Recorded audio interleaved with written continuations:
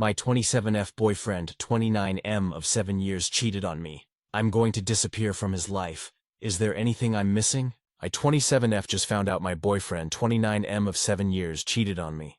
My boyfriend went to our home state to see his family for the weekend.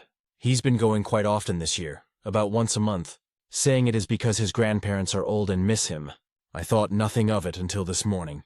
I got a screenshot from a mutual friend of ours of my boyfriend's location on Snapchat. He was at his parents' house, but a girl's Bitmoji was there as well. It wasn't his sister or mom, and his parents, who weirdly also have Snapchat, weren't home either. He didn't tell me he was going to be with anyone else today. I tried to call him, but he did not pick up.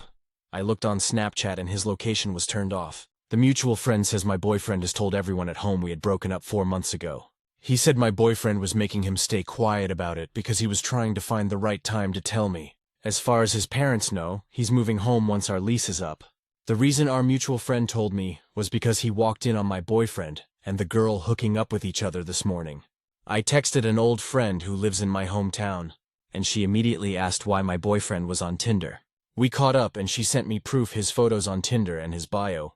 It hurt to see that photos I took of him were used. He had even covered my face in a photo we took together and said, "This could be you." I had no idea his family thought we were broken up and that he was looking for other people to date. We even went to Italy a month ago, celebrating our 7-year anniversary. I'm so confused and I don't know what to do. I look around and everything in our apartment seems like a lie. The soon-to-be ex texted me just now, and he is on his flight back. He'll be back in about 5 hours, obviously. He can find his own way to the apartment from the airport. I'm shocked and numb. But my best friend is with me, helping me pack up all my clothes. I'm leaving and I'm not leaving a trace of myself behind. Our dog is coming with me, and I'll be staying at my best friend's place for now. My soon-to-be ex and I already have separate bank accounts, and our joint bank account does not have much in it right now. I make more than he does, so he can keep it. I can't go to the leasing office because it's closed on Sundays, but I sent an email asking for early termination on the lease. We're registered as domestic partners, so I've completed the termination form, and will drive it up to the LA County office tomorrow. He's on my health insurance, and I've sent the email to HR to kick him off ASAP.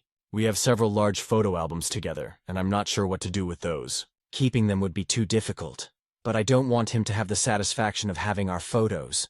It's clear he uses our memories in a horrible way. Is there anything I'm missing? I can't seem to think of anything, and all my thoughts seem so jumbled. Nothing makes sense, but I know I can't stay. Any help to ghost a person this close to my heart would be appreciated. Update. Thank you everyone for all the solid advice. I'm compiling everything I did in this first section, so if others need a way to cut contact with a person, they can reference this, as mentioned in the comments. I logged myself out of our Apple TV and Xbox. I canceled the Wi-Fi that I paid for and returned the modem to the carrier.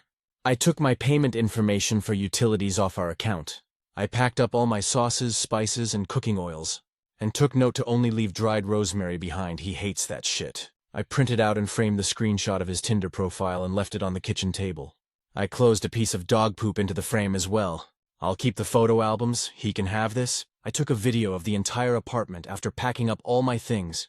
I left my keys in the mailbox to the leasing office and emailed the leasing office of my departure with the videos of what the apartment looked like prior to locking up.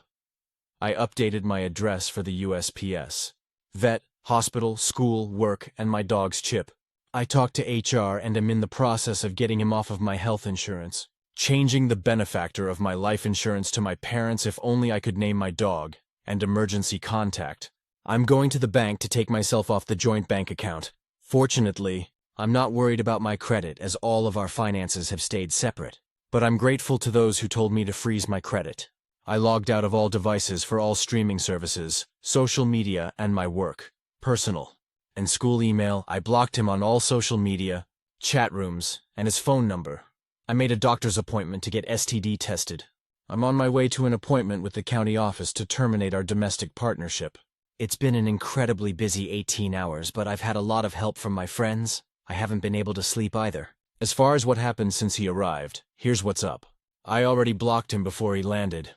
I received many texts and calls from his parents and sister that I did not see. Then, when I noticed his sister calling, I picked up. At first the call was hostile. She accused me of being some crazy ex-girlfriend that couldn't let her brother go. Funny, since I just packed up and left, She brought up that it had been 4 months and that I needed to move on.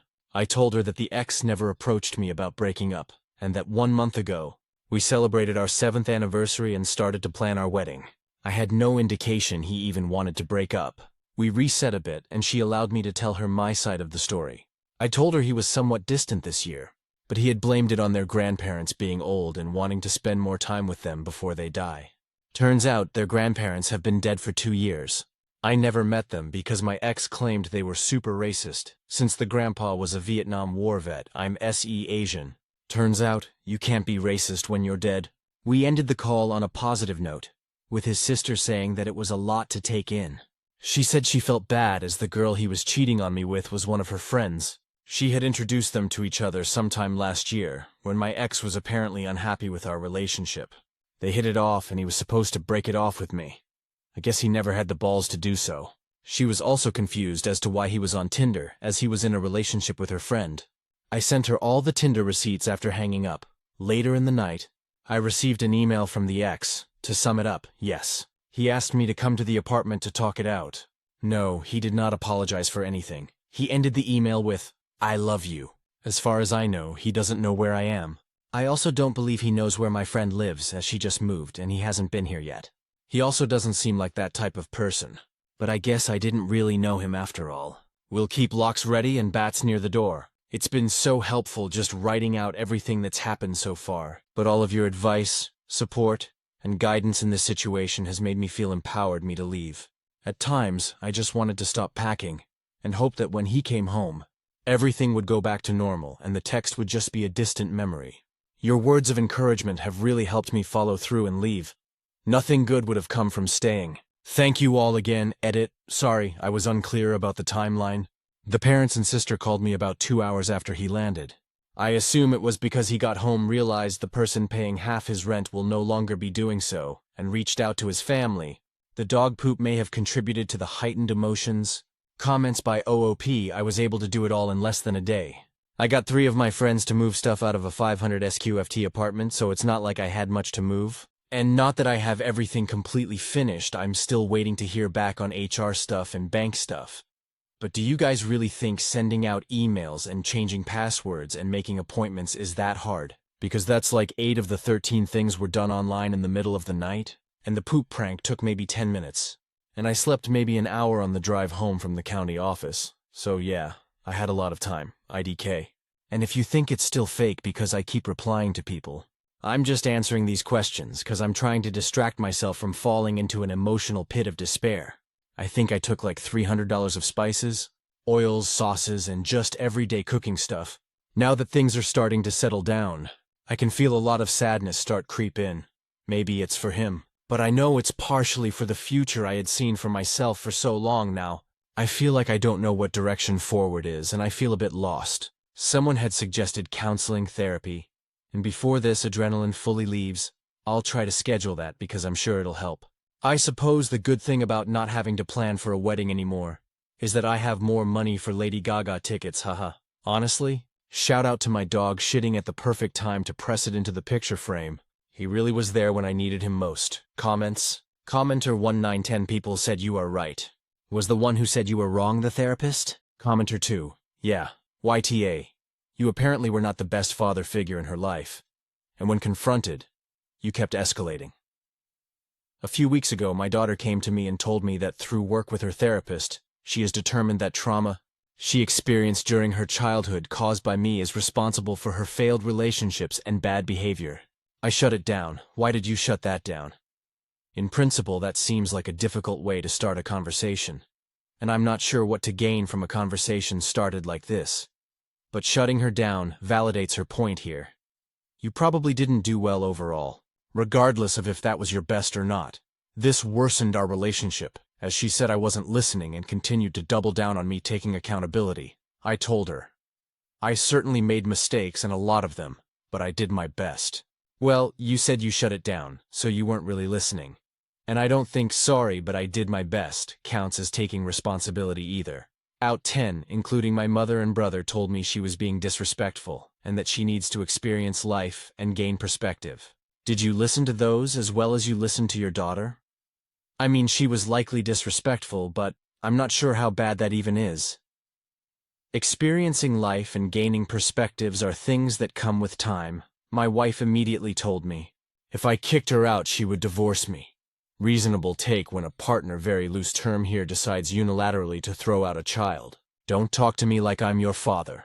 You are no daughter of mine. I regretted it instantly.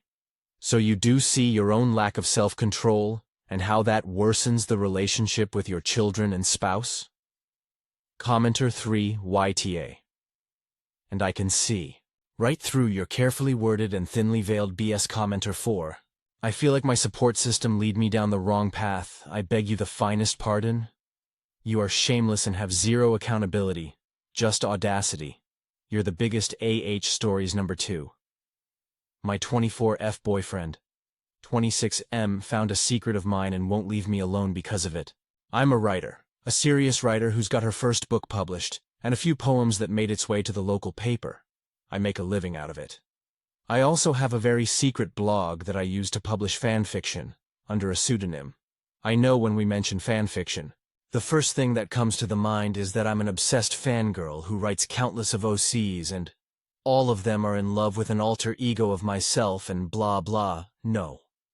I just really like exploring my favorite characters and the universe they live in. If I'm reading a book, playing a game, watching a movie, I sometimes think, what if? And I write it out. It's been my secret for a long while now. It used to be. My boyfriend found my blog when I forgot to clear out my history on my laptop. I don't hide stuff from him. It's just a habit I picked up since I was a child and hit that curious about porn phase. We had a family computer, and if I didn't clear the history, I'd get caught. So I always do this. He's been mocking me for it. I'm not fragile. I can take a mocking every now and then, if I know it's not really malicious. My boyfriend, on the other hand, keeps laughing and making jokes about me being a Tumblr girl, about me wanting to be with those characters and so on. It's to the point he read a few and started nitpicking and making fun of some of it. I talked to him.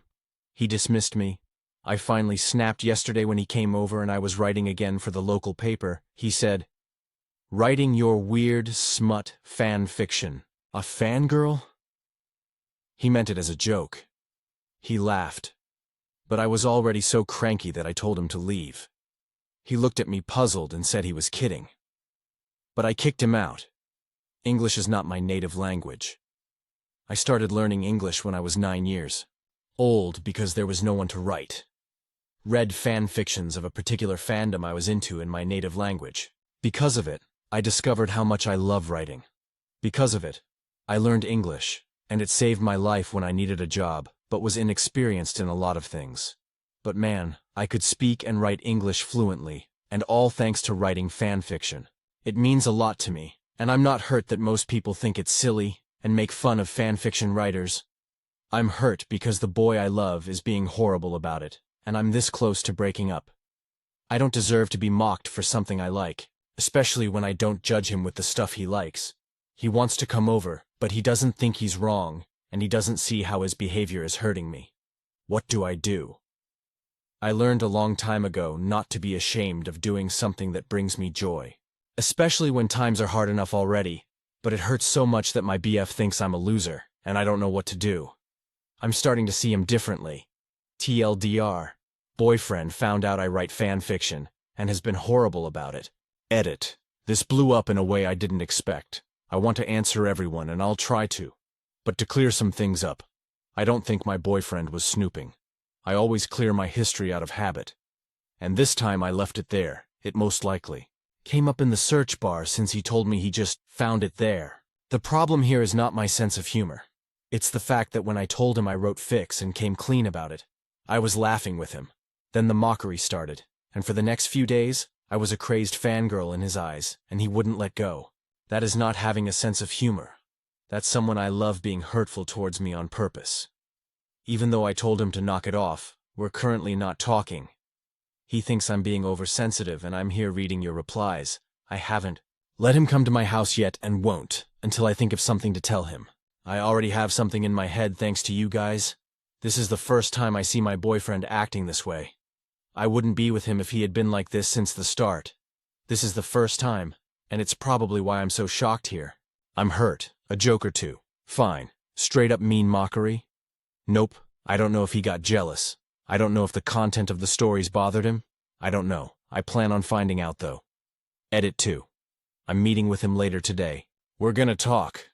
But again, to clear up any confusion, I did not kick him out completely out of nowhere. He was not confused why I snapped when he started teasing. It was okay the first couple of times. Then he started mocking and reading the fics just to make fun of it. He'd read parts back to me while laughing and making fun of me in a way that wasn't a joke, or him seeing me as one of the guys. Update. I want to start this by clearing up some confusion. He and I have teased each other before. I tease my best friend, and she teases me back. Stupid trash teasing. I still have some of my earliest fics in English and my grammar was awful. Really awful with sentences like, and he tried to think not about her. She throws that sentence back at me all the time and it's always in good heart. It's always in a, oh God, look at the shit you used to write and look at you now. This is not what happened with my so and I. He went out of his way to make me feel uncomfortable and hurt. This is why I came here for help, because someone I love was being cruel out of nowhere. And so, for the sake of this update, I need you guys to keep in mind that I'm in no way ashamed of writing fics, and that my so's behavior was more than strange and cruel. He had never acted that way before. So, I met him the day after so we could talk. He was pissed because I kicked him out. I was pissed because of his behavior. We went home and I just straight up asked why my fics bothered him so much. He kept saying it didn't, that he was just having fun and all. And I explained to him how he made me feel. He snorted. I told him that if he wasn't going to take this seriously, then he could leave again and not come back. After a while and a brief discussion about him being incredulous that I was so upset over nothing, he finally told me the real reason behind his actions. That he doesn't feel comfortable with me writing sex scenes. This came out of nowhere, and even when this issue was discussed here, I was like, nah, he would never have a problem with it. He's even praised the one in my book. Ha. Well, I asked him exactly that. Why did he praise the one in my book? Why did he encourage me to write more of it? He said he hadn't stopped to think about the consequences, that when I wrote it in my book, he didn't know or see how many people enjoyed it. When he read the ones in my blog, he could see how many people reclogged it. He could see the comments. He could see everything, and it bothered him because I was his girlfriend, okay? I asked him what he meant by that, and he said that I was putting myself out there by writing this stuff. I held back the urge to snap and calmly asked him, again, what the hell he meant by that. He said he knew how guys think and that they were seeing how easy I was and I'd soon be getting stalkers because, and I quote, I like sex like a shit. Isn't that lovely? He quickly tried to fix it, to tell me that he didn't mean it like that. He meant that I write detailed and explicit scenes and that might give people the wrong idea. I asked him if I give him the wrong idea when we have sex and he just shut up. I think he realized then how much of an idiot he was because he started apologizing. I just ended it. I ended it and changed my blog's URL. He's been calling and calling and calling, texting me nonstop that he's sorry, but I can't look at him the same way. Even if I ever forgive him, just know. I like sex, so that makes me a shit. But that's not a problem when I'm having sex with him. I'm just heartbroken over this because, I don't know, this came out of nowhere before breaking up. He said everything would be okay if I just never wrote about sex. I mean, really. No, I like it. I like writing about sex. I like writing fics. I like it. It pays my bills. So screw that. But in his mind, if I just stopped writing kinky sex scenes, then he wouldn't feel insecure and wouldn't lash out like this. I'm glad it came out though, this side of him, still. This is just so freaking sad, Toldar. He didn't like me writing about sex. Wanted me to stop, we broke up. Stories number 3.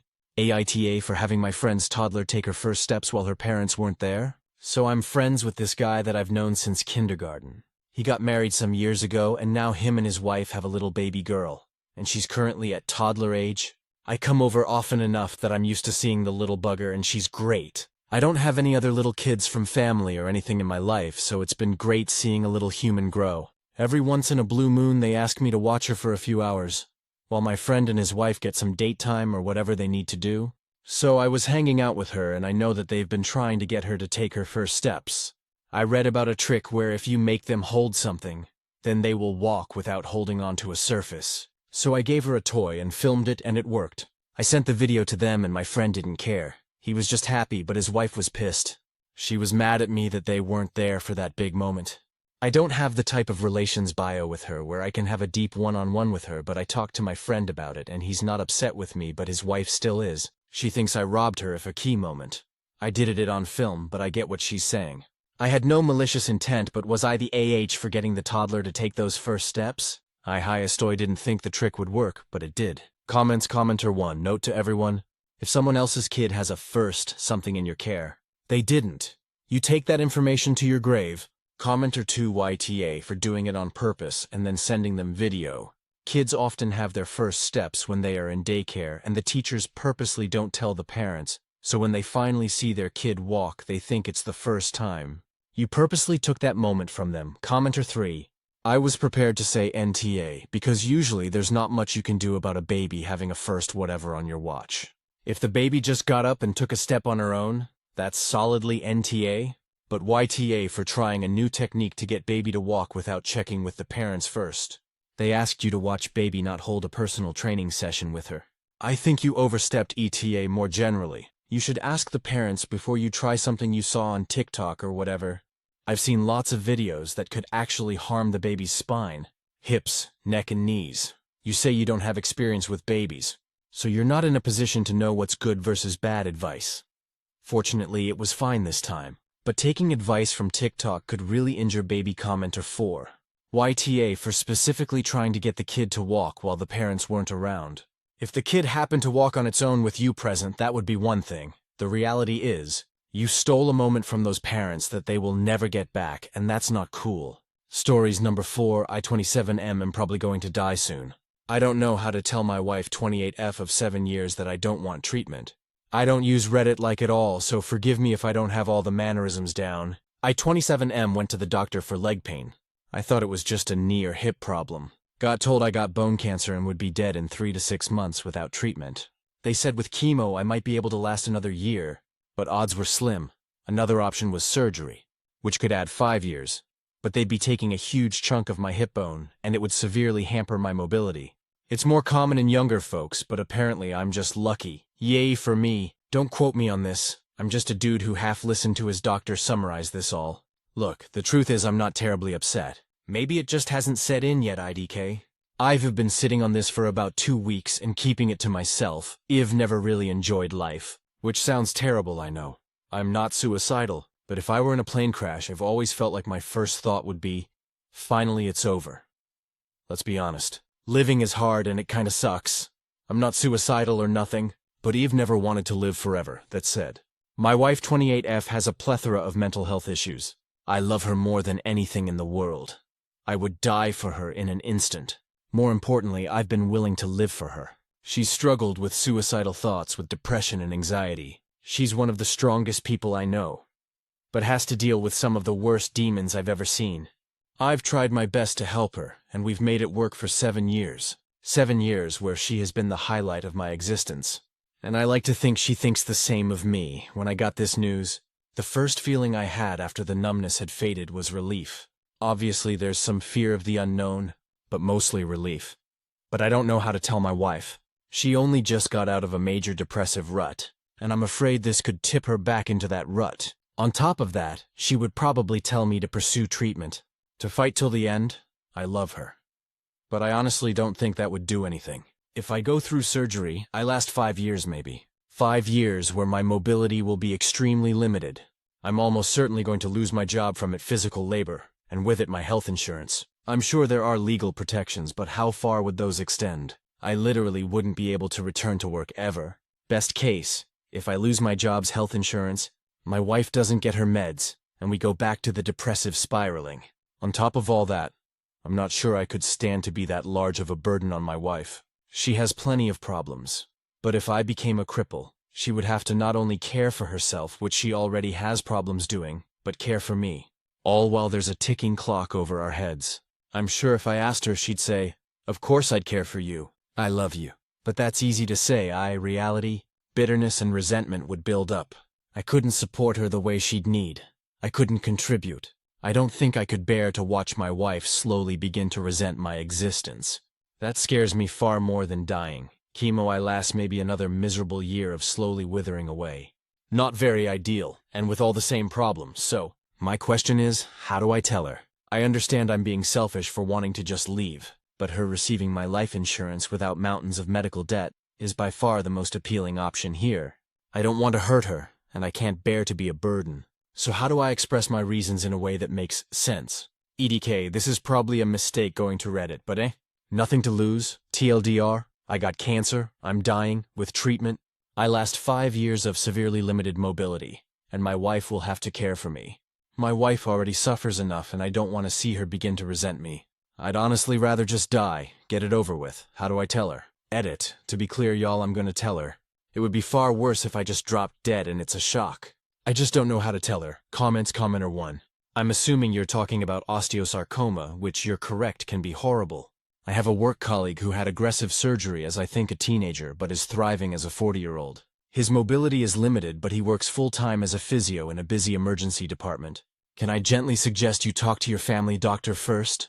And a therapist if possible? What you're describing preceding the cancer sounds like anhedonia, disinterest and lack of joy in life, which can be a symptom of burnout and depression. So while I understand you don't feel depressed, at least not the way your wife does, I wonder if you've perhaps masked it. Secondly, are you perhaps burnt out from caring for your wife, and a little relieved that that responsibility might be coming to an end? If you are worried about your wife's reaction, it's okay to hold off telling her, but don't make a decision in your current headspace. Talk to your GP or family doctor. Talk to any other wise adults in your life. Give yourself more time. Big hugs. OP. Commenter 2. If this is where your head is, you need to get linked up with palliative care or hospice care, probably palliative to start. They are extremely skilled in helping break down the pros and cons of each situation, and will support you in making the best choice for you. Whether that's pursuing some form of treatment or just symptom management, they will also be your best advocates for getting plenty of pain coverage. Bring your wife to this appointment. It will help her. They will help soften the news and also get you and her linked up with the appropriate support circles. Reply. Doctor mentioned the same thing. I wanted to get my wife on the same page prior to any appointments, though. Commenter 2 reply. I can totally understand that, but honestly, I'm not sure you need to. If you say your doctor recommended palliative care just to help coordinate, you could be going without having to make the decision to not pursue treatment. And then palliative could guide that conversation with your wife present. They have a whole lot of practice and skill in navigating it. I feel like it would relieve a large burden from you without leaving your wife in the dark. And they may help you envision some other paths forward you hadn't quite considered. If you or her balk at the idea of palliative, I'd just like to clarify that hospice is often brought into the fold during someone's final weeks, but patients can be palliative patients for years, so it shouldn't necessarily be a flag that you are feeling this way. And they won't let you get pushed into saying you want aggressive treatment if that isn't what you want. But also just to say I'm so sorry for you to have to go through this, and so sorry to be justifiably worried for your wife. I work in healthcare, and I think it's very often that people worry more about their family than they do themselves. You've got a lot to consider, and I hope you are able to find some peace in the journey. Remember to lean on your community. This will be hard for you and for them, and many people process their grief by wanting to help, which can be overwhelming to receive at times, but will matter a lot to the people in your life. Commenter 3. Although the decision is ultimately and respectfully your own, it could be, you do the surgery and treatment afterwards goes better than expected, giving you much more comfortable time or even remission. Your prognosis is never truly set in stone, so if you choose to fight, please don't give up hope. Good luck, man, and tell your wife, either way you end up going, you should do this together. Stories number 5. Mom thinks our relationship could be better. I'm happy where it's at, but don't know how to tell her. In attempt to give some context, I 28F was an baby between my parents who had a turbulent relationship on good day. They haven't been together for any of my life and do not like each other. Mom 50F was an alcoholic the entirety of my growing up and beyond. Pair this with some narcissistic tendencies, gaslighting, calling me ungrateful for not wanting to get into the car when she was drunk when I was old enough, etc. Verbal abuse and some physical abuse. She's not my favorite parent. She missed a lot of school events because she either forgot, was drunk, or some combo of both. Lots of other parents giving me rides home because she'd throw a fit if Dad gave me a ride home because it wasn't his time. She didn't like that I wasn't stereotypically girly and wasn't subtle about it. She married and had my half-brother with a not nice man. He was great with me until he realized I'd never see him as more important than my bio dad. Through college, I'd try calling weekly, but despite being a stay-at-home mom, I'm not knocking this. She never had the time to talk, was too tired. So naturally I stopped calling. She can call when she has time, skipping over a lot. He and my brother are verbally abusive, really into guns, and according to my mom, also physically abusive. I've seen enough to believe her to an extent. But history with her also has a lot of false accusations, making up stuff that I was there for. I was wary enough that I'd lock my bedroom door to sleep when I'd visit for holidays. About a year ago, she finally left him, has her own apartment, and is in the middle of a very rough divorce. She's been sober for a year and change, but I've been through enough that I simply don't trust her to remain that way. I am so happy she left him. I'm sorry she's going through a rough time, but I'm tired of being her crutch. She started calling more 1 to 2 times a week instead of maybe once a month. One of the times she brought up that I don't call her anymore, and I said something like, I don't really call anyone, which then came, well, I'm your mother so you can call me. I've had her on an information diet for years because I don't trust her to respect boundaries she has made fun of. Any that I try to set, like don't call me at 6 a.m. unless it's an emergency. One of the early phone calls included an apology for anything she did that hurt me while she was drinking. No real thought into what she did. Just that blanket statement. In her mind, that's absolved her of everything, and we should be a regular Lorelai and Rory Gilmore girls. I just got a text that she wants to have a good chat, because she really feels our relationship could be better. I get a sense of dread every time she calls. It's usually just bland small talk, but she's been pushing more and more for me to schedule a visit. Pandemic has been a handy excuse. She's been better than she was while I was growing up. So I feel like I should give her a chance, but I feel like I'm just repeating the same cycle we've been on. For my entire adulthood, trust her to be my mom. Works for like 6 months. Get blown up at because I don't want to take her. Recommendation for a trash can or get a call from a family member about her being on a bender. Get hurt, personal. Life suffers because it triggers trust issues and anxiety. But she's also in a really low place right now with the divorce and having minimal contact with my brother too. How do I tell her that the fact that we're still talking is about as good as she's going to get? TLDR. Mom is a recovering alcoholic, so lifelong selfish human wants to work on our relationship after years of not putting in any effort. She's also going through a bad divorce, so I don't want to kick her while she's down. But I don't know how to tell her that our relationship is probably the best it's gonna be. Replies from Oop. I've been working on a response that balances blunt truth with not putting the explaining how her actions have affected me on my shoulders and keeping focus on the boundaries. I've made a list and am making a point of repeating this isn't up for debate and point blank that she has to respect what I'm asking for. Emphasis on respecting when I say any variance of no. I'm calling her tonight, so fingers crossed. I'm definitely worried that even if she does respond well to me being honest with her, it's just her doing whatever she needs to keep me around while she needs support. I want so badly to trust that she's better. But I don't know what would have to happen for me to do that. I'm sorry to hear about your dad, but glad you've been able to maintain distance. I think I'm willing to give her a call, but to your point, I don't know that I want a conversation. Other comments have definitely given me a lot to think about in terms of what exactly I'll say, but I don't think I'm interested in hearing her side of things. Just, this is where our relationship is. This is very concise reason why. This is what I'm willing to put in. And like you said, if she gets upset, that's my cue to mute her. I needed to hear that. That's something I've been trying to avoid. I've been trying to give her the benefit of the doubt that she was blacked out, didn't remember. But it doesn't change the impact of her actions on me. I almost did cut contact a few years ago, but I was still trying to have a relationship with my little brother. So much for that. She would 100% use me for emotional support. I hate that there's still that part of me that wants her to genuinely be better. Because she's family. I gave up on getting a real apology years ago. Combination of her forgetting on being blacked out, and genuinely not understanding why I would be hurt by her not showing up when she said she would. But I also don't think I owe her the emotional labor of explaining those things. It more or less equates to me defending why I'm hurt and doesn't force her to do some reflection on her own. I'm calling her tonight.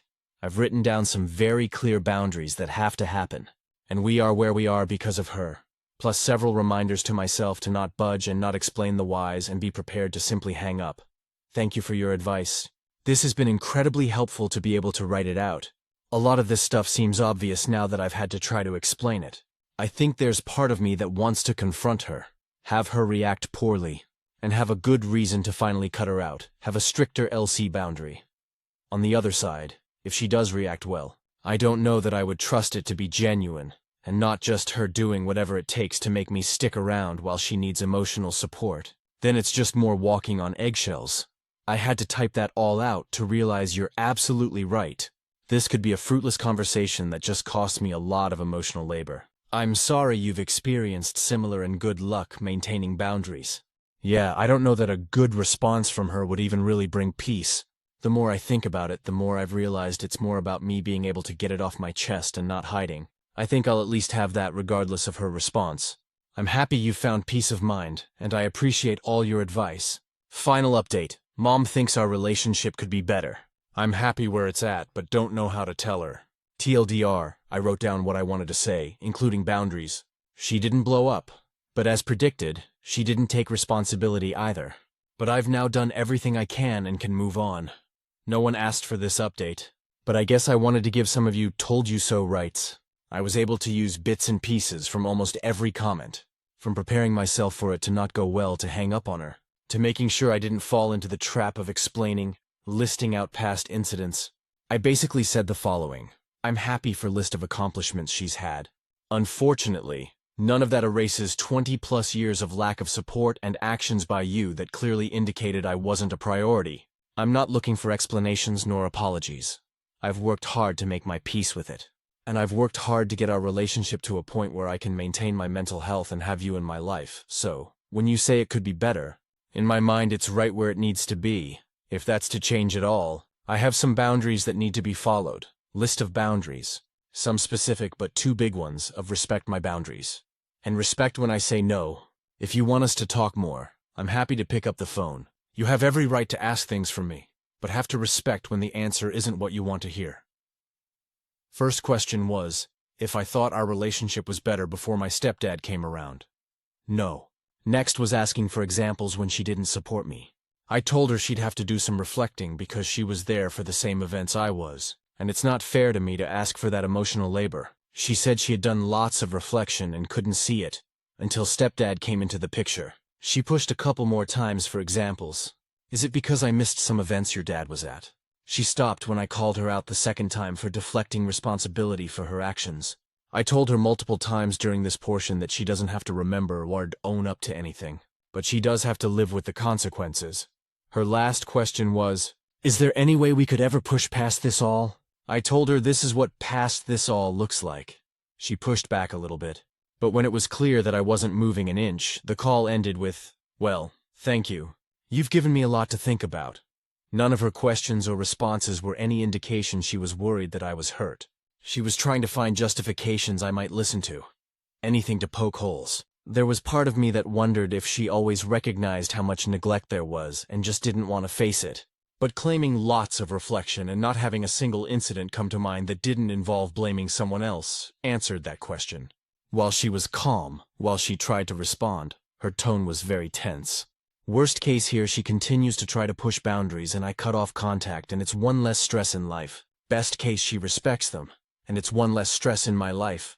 I know this is likely a case of she'll respect them until she doesn't. The important thing for me was that I was upfront with her and set clear boundaries. I've done my due diligence to telling her how our relationship could change. I used change instead of improve very intentionally with my mother. I'm relieved. Ball's in her court and I have some answers. Thanks again for the advice, sharing of your own experiences, and encouragement. It gave me the confidence and a plan for that phone call. Edit. Some typos. Edit 2. I'm relatively new to posting on Reddit, so forgive any etiquette missteps, please. First, thank you to the kind strangers for the awards. Second, thank you to everyone that commented. I'm both happy and saddened that I'm not alone. I appreciate the perspectives that everyone brought. It gave me some new things to consider. Third, thank you for the recommendations for groups, books, resources. I fully recognize this is just one step in a lot to finding peace and have some reading to do. Good luck to everyone who's going through something similar, whether it's family or friends. Stay strong, replies from Oop comments. This was really helpful to read. I know she started seeing a therapist this last winter. I don't know if she's stuck with it.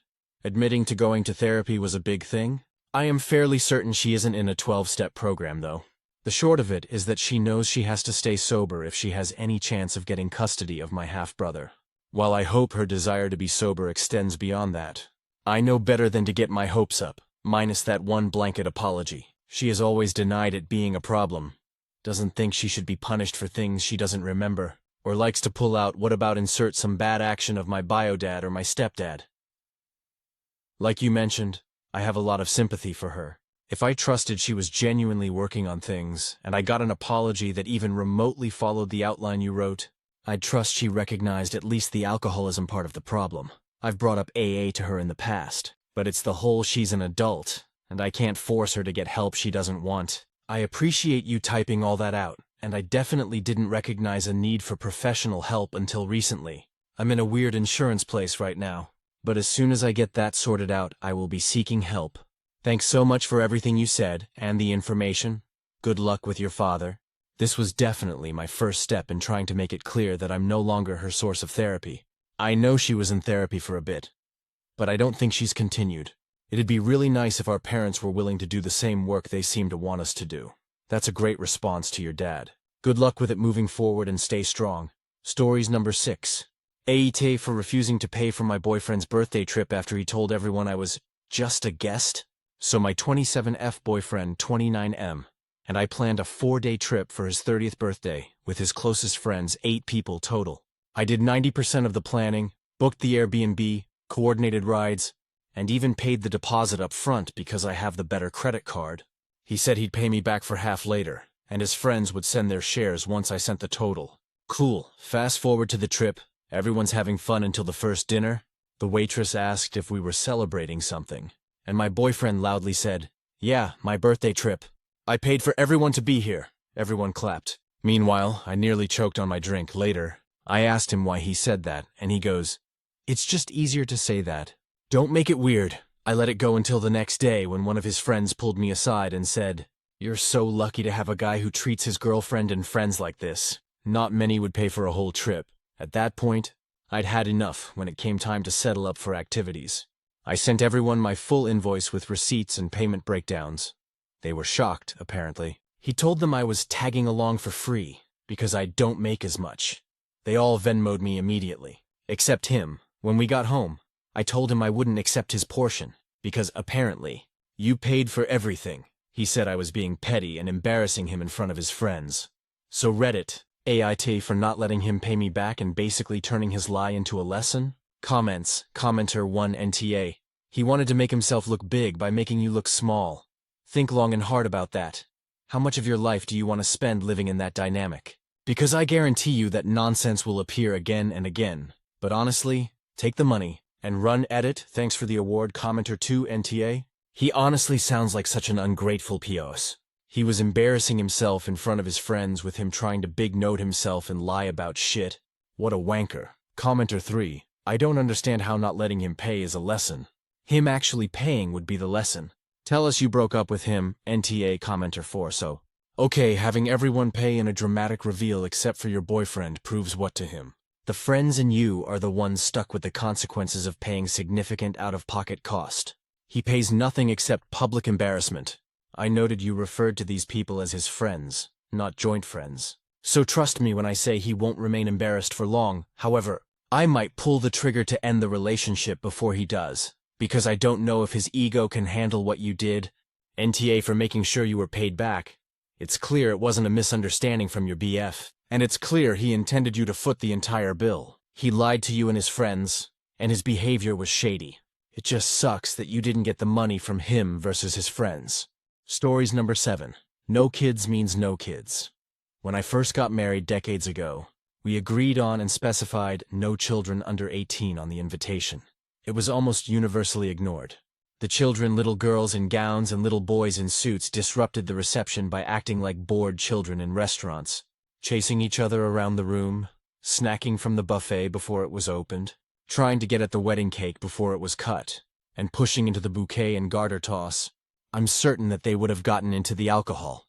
But the bartender was an off-duty cop friend who had a professional hard stare, and they steered clear. Where were the parents? hanging out with other adults and pointedly ignoring the misbehavior. That marriage wound up not lasting when I married the love of my life. We were a lot firmer in the invitation and had our wedding committee spread the word. No kids, no exceptions. We didn't even have a ring beater or flower girl. The rings were presented in a separate part of the ceremony put together between the officiant, the best man, and the MOH. We still had an excellent turnout and huge fun. Folks, take note, if the invitation says no children, don't assume that it doesn't apply to you and your cute little woogums. Celebrants and wedding planners, take note. If they say no kids, then be firm about it. Be rude if you have to. Update edit. None of the couples or single that brought kids asked for an exception. No one who had kids was offended at the caveat. They all just ignored it, and their only refusals were from people who had either no kids or their sons and daughters were grown, and they showed up. The ceremony itself was limited to 20 souls. Some had small children, and they all left them home. The trouble started at the reception, with 10 times that number of souls. It's amazing the havoc that only 8 or so kids can wreak. Oh, and I'm a man, don't let the dreadlocks fool you. No harm, no foul. Comments. Commenter 1, parents need to respect that boundary. Hosts have every right to enforce it hard. Commenter 2, I agree with this. The bride and groom should not feel bad if they say no children and people start to guilt trip them. It's your day. Do what you want. We had a child-free wedding over 30 years ago. We had some people tell us that if their children could not come, they would not be there. I simply said, okay, thanks for letting us know. I did not feel guilty in the least. Most kids do not enjoy weddings anyway. It's boring for them to sit through the service. Commenter 3. As a former child myself, until I switched careers, let me speak for the little ones. No child wants to go to a dull wedding where there is nothing for them to do or eat. I speak from experience of once being one. Don't put a child through that. When it comes to the adult fare of a wedding, oh please, won't someone think of the children? Commenter 4. Actually, a backbone on the day of would have helped. Someone to go take the parent by the arm and say, your child is being disruptive. You need to take charge of them now. Perhaps they're overtired and should go home. Or someone to simply approach the children and engage or admonish them. Stories number 8. I'm disturbed at what I found on my husband's phone. Hi there, for context, my husband and I are both 30. We have 2 children, been together for 13 years. Married for 3 years. Lately him and I have been fighting. Butting heads a lot. Our one child often wakes in the middle of the night, so he will go downstairs. That's where their room is, to put them back to sleep. But he always takes his phone with him. When questioned, he says, oh, in case I fall asleep, I have my alarm with me. Usually when I have a gut feeling about possible shady things he's doing, I'm right. Anyway, last week he didn't take his phone and I went through it. My heart sunk and I felt absolutely nauseated. I have a sister. She is 12 years younger. She is 17 at the moment. My husband has known her since she was 3-ish. My husband was talking online with someone sharing pictures he had snuck of my sister at a birthday party at our house. Of her bent over or zoomed in on her breasts. As I continued to read these messages, he goes on to say, he watched her get changed through the window one night while she slept over, and comments about her body. Then I see this picture. He used AI to create a naked picture of her using her face. That's what sent me over the edge. He also created a fake Snapchat account to try and add her because he said he wanted to accidentally send her a dick pic on his regular account, but knew that wouldn't work. I'm numb, I'm disgusted, turned off. I hate him and honestly don't think there's coming back from this. The fact he knew my sister as a child and who is still a minor, would ever think of her that way. Comments, commenter 1. Leave now and turn over the evidence to the police for an investigation. Who knows how long he's been up to this? I'm so sorry you're going through this, and you deserve better. Commenter 2. That is literally illegal. No matter where you are, OP.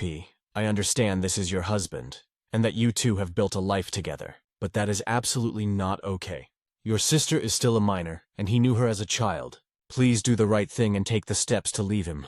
If he's willing to do this to your sister, who's just 17 now, who knows what he's willing to do to your children, whatever age they are. I know that's a pretty grim way to put things, but it's something to consider. I hope you make the right decision moving forward and wish you all the best. Commenter 3. There's no coming back from this. Please consult an attorney to get advice on figuring out the best way to move forward. Discussing with your parents and police may be an option too, since she's a minor. Commenter 4. Divorce. That man is a predator. Protect your children at all costs. Who knows what else he does behind closed doors or is willing to do. So do not take this lightly. It is your duty as a mother to put your children's safety above your own personal feelings in the matter. Be logical and don't let him pull you back in with some bullshit lie about changing. Look at his actions, not his words. He's fooled you this long. What else is he willing to do? Are you willing to risk potential danger to your children for this sick, pathetic excuse of a man's approval and companionship? Stories number 9, AIO. If I break up with my boyfriend over his younger brother, I 20F and my boyfriend 21M, whom we'll call Jake, have been together for a little over a year now. However, something happened yesterday that put me off. For context, I love this man to death. He is kind, funny, and genuinely a good person. We are visiting his parents for the first time since we've been dating, because they live across the country. Our flight landed 2 days ago when we met his parents, and at first everything seemed lovely. We hugged, they bought me a gift, and everything was going lovely, except for one thing which looking back now was quite odd. They refused to let us room together, they said. While under their roof, I would take the guest bedroom and he would take his old one, which I was fine with. Then yesterday morning, Jake's younger brother, 19 me, whom we'll call Randy, arrived. Now I was not aware Randy was coming, but I was okay with it. Then at dinner, Jake's parents kept going on and on about how great Randy was, saying how he was pre-med at Brown and got in on a full athletic scholarship. Now I have no problem with them bragging about him. But then things went to hell. Randy started flexing and licking his lips in my direction. Yes, physically kicking his lips. This made me very uncomfortable. And when I brought it up to Jake afterwards, he blew me off saying Randy was just getting to know me. I told him that was fine, but I still didn't feel comfortable around him. One thing led to another, and we had a small argument. Later on, while we were watching a movie, I went into the kitchen to get more popcorn, and Randy followed me. I tensed at being alone in a room with him, and he moved beside me and asked if I went to the gym, to which I tried to be civil and told him I did, and he responded that he likes a muscular woman. I said very plainly that I was in love with Jake and left the kitchen. When I went up to my room for the night, I just wanted to sleep. Just then, Randy walked in behind me. I asked WTH he thought he was doing, and he said he was rooming with me. I told him that I didn't feel comfortable with that and said, and I quote too, "Bad sweets, you're stuck with me." I walked out and went to Jake's room and asked if he would be willing to let Randy room with him. Jake told me he could try, but no promises. Turns out Randy hates Jake snoring. He has never snored and absolutely can't sleep with him. So I simply decided to sleep on the couch downstairs. When I woke up this morning, Randy was sitting across from me just staring at me. I asked him how long he had been there, and he said a while. I asked him why, and he said he liked seeing me so defenseless and innocent. I asked him if he was effing serious and yelled that he was a effing creep and that he should just wait until I tell Jake. I stormed up to Jake's room and told him what happened, and he told me that that was just Randy and I needed to let it go. I blew my top off, which looking back was a bad move on my part, and just ended up escalating the whole thing. Things were said, names were called, and I ended up in a hotel. I am writing this lying awake and spiraling, so Reddit AIO. Also, this is a throwaway account. I will try my best to respond to comments after I get some sleep. Comments, commenter 1, underreacting. You wouldn't have been overreacting had you left and taken a cab to the airport that morning. Your boyfriend isn't a genuinely good person. Maybe he is when it's convenient, but obviously not when it matters. He knows his brother is a creep. He just doesn't think you're important enough to make waves and call his brother out. If he saw a future with you, he'd have done something about the threats and abuse. Commenter 2, nope.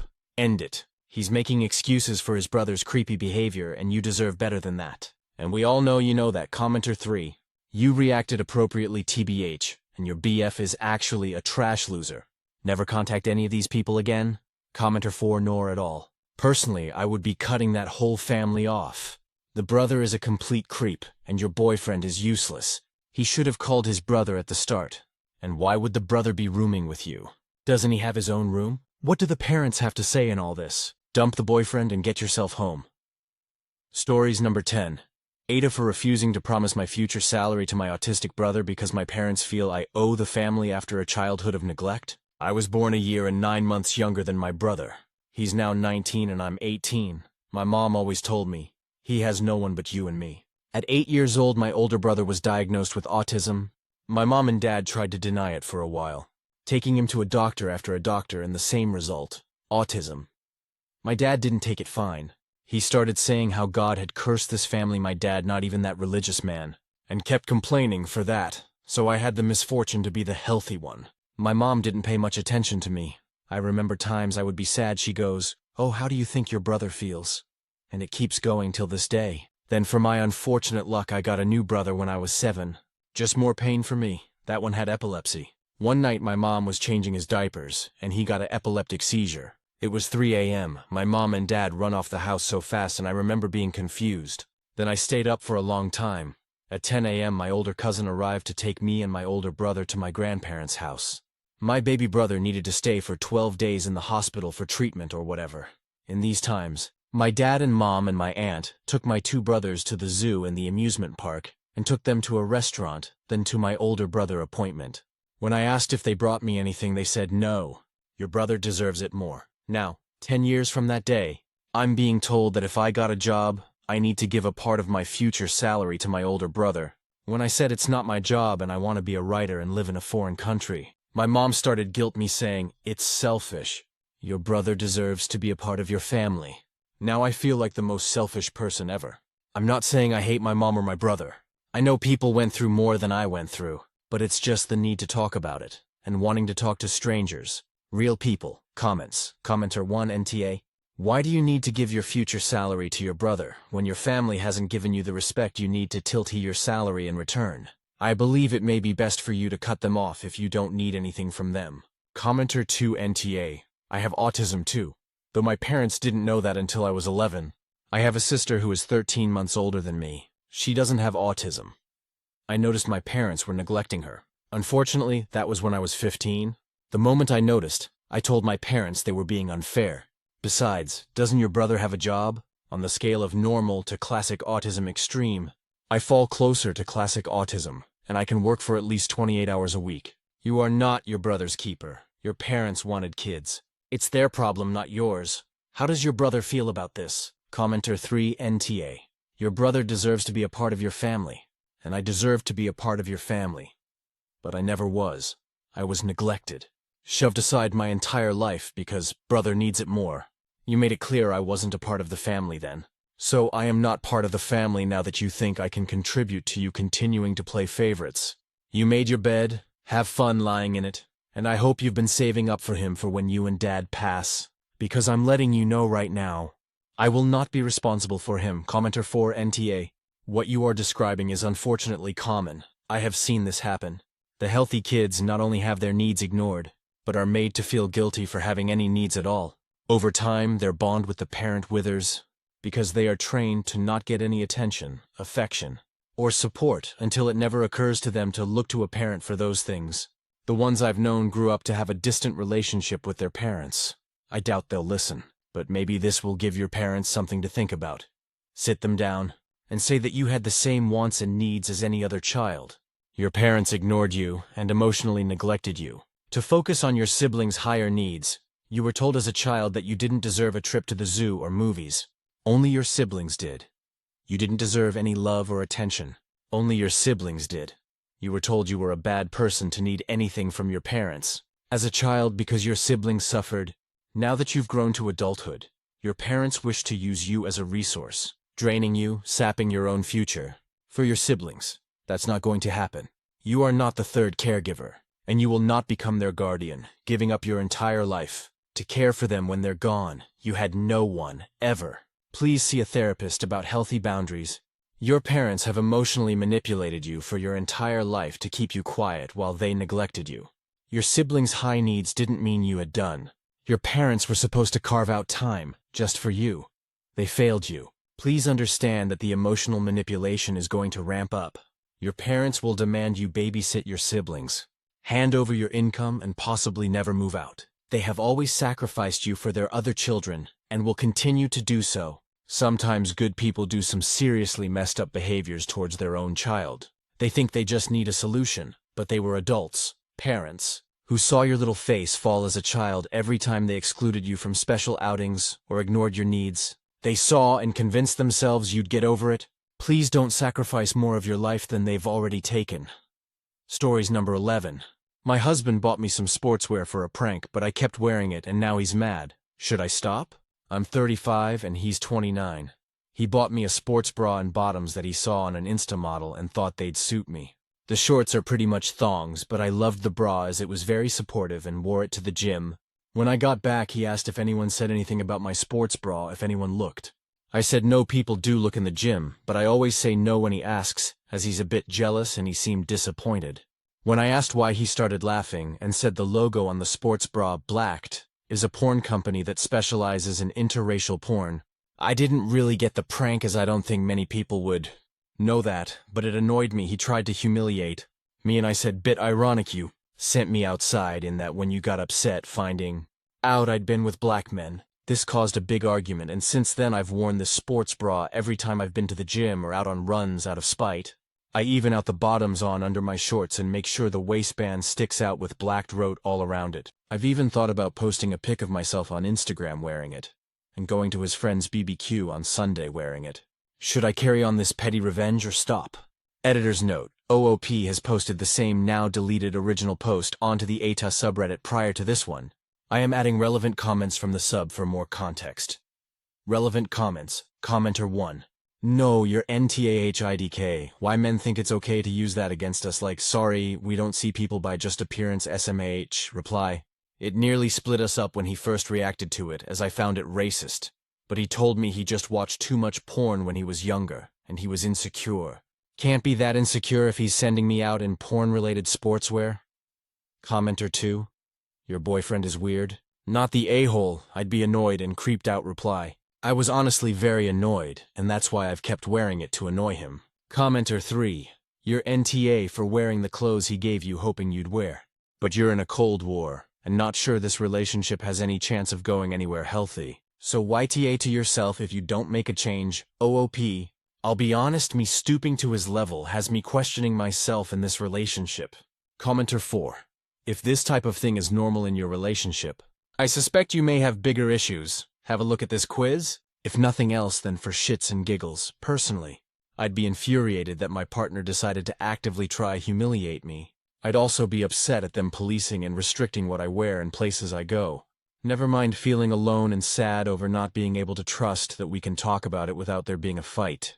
Remember, it's only a joke and a prank if everyone's laughing. People laughing at you while you're upset isn't a joke or a prank. That's just plain bullying. Reply. Everything you've said is true. Commenter 5. No, but why WBTA to yourself if you stayed with a man who controls what you wear and makes you change gyms because he is insecure? Reply. He tried to make me change gym. No chance I was changing Upi's location. Reply. We aren't in America. Commenter 6. This man is your Yolanda. You were doomed from the day he darkened your doorstep. This is borderline racism. He is getting off on embarrassing you. He intended to humiliate you. It is that deep. Reply. He said he wasn't trying to embarrass me, but I don't see how he isn't trying to embarrass me. Why is Op's husband still upset with her? Reply. I've asked him all this and he just keeps saying it was a joke. So I said, well, is the joke not still running if I keep wearing it? Why is it different now I'm in on the joke? And he'll just say it's not the same. Op on the sport bra. Reply. I like how supportive the bra is though, lol. I've spent hundreds on sports bras in the past as I'm 32D. So it's hard to find something that holds them down and stops them hurting. And this SP Torts bra is the best I've ever had. Update. Posted this about a month and a half ago, so thought I'd update. I didn't end up posting it on Instagram or wearing it to the BBQ I mentioned wearing it to because he threw them away when I went out and left them on the radiator to dry. I'll be honest, I wouldn't have dared anyway. But I went to put the bra on under my t-shirt to go for a run, and couldn't find it anywhere. I asked him if he'd seen it, and he said he bought them so he can do what he wants with them, and he threw them in a public bin so I wouldn't find them. I was so angry. They were mine, not his, and while I didn't care about the bottoms, the bra was very supportive. I was just thinking about taking his PS5 that I bought and binning it to prove a point, but then I took a breath, went for a walk, returned a couple of hours later and told him I want a divorce. Being the idiot he is, he said, "What? Over a bra?" Not realizing it was a buildup of the way he was acting before all that. I reeled off a list of stuff, trying to humiliate me with the prank in the first place, calling me saggy tits in front of his friends all the time, being jealous and possessive, belittling my hobbies and things I do for fun, constantly talking about women like shit and a few other things. All he would say was, "Well, why didn't you divorce me when that happened?" To every point, which was annoying. His only defense was the saggy tit one when he said, "They've seen your tits and like them, so it's only a joke." He did ask years ago if he could show them a pic, and I said yes.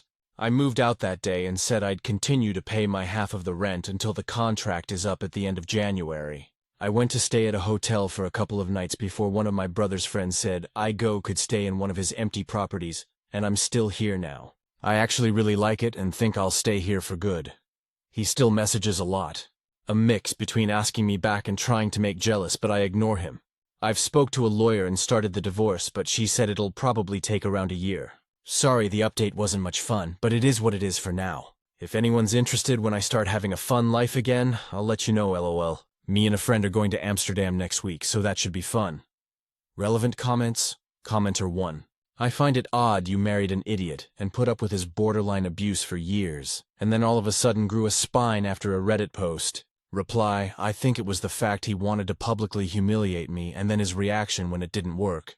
That plus the fact in the last month or so he also forced me to change gyms, and a bit of extra confidence from going to the gym made me realize. Commenter 2. Speak to the landlord. See if you can get your name off the lease so you don't have to pay for somewhere you don't live. You are paying for him to have the whole place to himself. Reply. I've told the landlord I've moved out, so anything that happens is on my ex. Commenter 3. Good for you for leaving? A partner is supposed to uplift you, not humiliate or mock you. Honestly, wearing the active wear was such a power move, and I'm here for it. Wish you the best in your new life. Reply. I just wish I'd dared wear the whole outfit now, lol. Stories number 12. My boyfriend 29M gave me 27F an ultimatum. Him or my dogs, and I don't know how to handle his rigidity anymore. Hi everyone. I'm looking for perspective because I feel completely stuck. My boyfriend 29M and I 27F have been together for about 10 months. But we've known each other for over 2 years as close friends and dance partners. Our connection has always been deep. We communicate well, care for each other, and when things are good, it feels like we're genuinely a team. But there's one issue that keeps coming back, and it's now become an ultimatum, my dogs. He's made it clear that he can't live with them. He says he can't stand the smell, the hair, or the idea of mess. Even the possibility of something like scratches or accidents stresses him out. He also says he doesn't want to feel guilty when I'm tired and need help, because he doesn't want to go against his principles and help with them at all. At first, he said he was open to trying and wanted to see how it would go. We came up with compromises or solutions like building an outdoor space or sunroom for the dogs, keeping them mostly outside, me taking full responsibility, even having them stay with my parents part of the time. Every time he agreed for a while, and then later, he would pull back again and say it didn't bring him peace. He told me he wants a simple life, and the thought of dogs adds stress. But the pattern goes deeper than just the dogs. Whenever something happens that makes him feel restricted or out of control, he becomes uncomfortable and distant. If plans change unexpectedly, or I ask for small favors, he gets frustrated. Even little things like wanting to stop at home before going somewhere can make him feel trapped. He admits that he feels bad when he sees me tired, because he knows helping would make things easier for me. But he doesn't want to do it out of principle. He says if he does it anyway, he'll resent it, so in his mind, it's better to not do it at all. So he also said he knows in both cases he's feel bad. He even said something like if I broke my leg, he wouldn't walk the dogs, because a deal is a deal.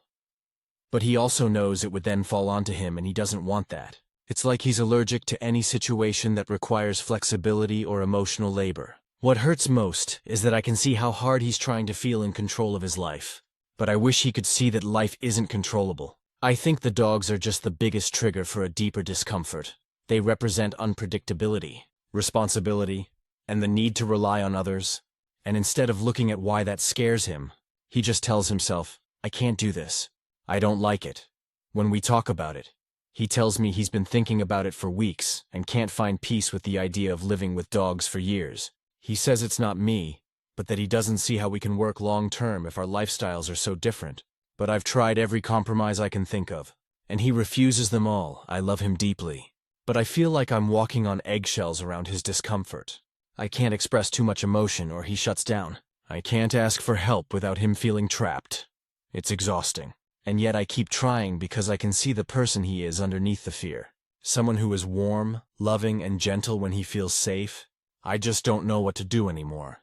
I can't imagine giving up my dogs, but I also don't want to lose him. Has anyone ever been with someone like this, who's so rigid that compromise feels impossible? Can people like that change, or am I setting myself up for years of walking on eggshells? I don't need him to do any more work for them.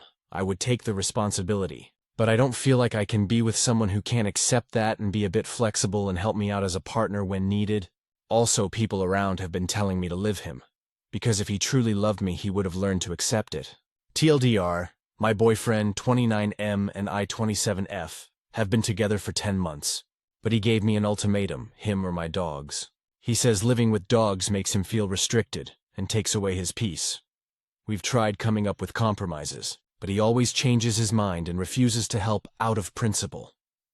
This same rigidity shows up in other areas too. He struggles whenever life feels unpredictable or out of his control. I love him, but I'm always the one adjusting, and I don't know what to do. Edit for clarification since this post blew up a bit. To clarify the broken leg example, I don't mean he would literally refuse to help me. He's a caring person and he would help. But he said he wouldn't like it because it would go against his principles about not wanting responsibility for the dogs, which then he is afraid he would resent me because of it. We've officially been together for about 10 months, but we were best friends and dance partners for about a year and a half before dating.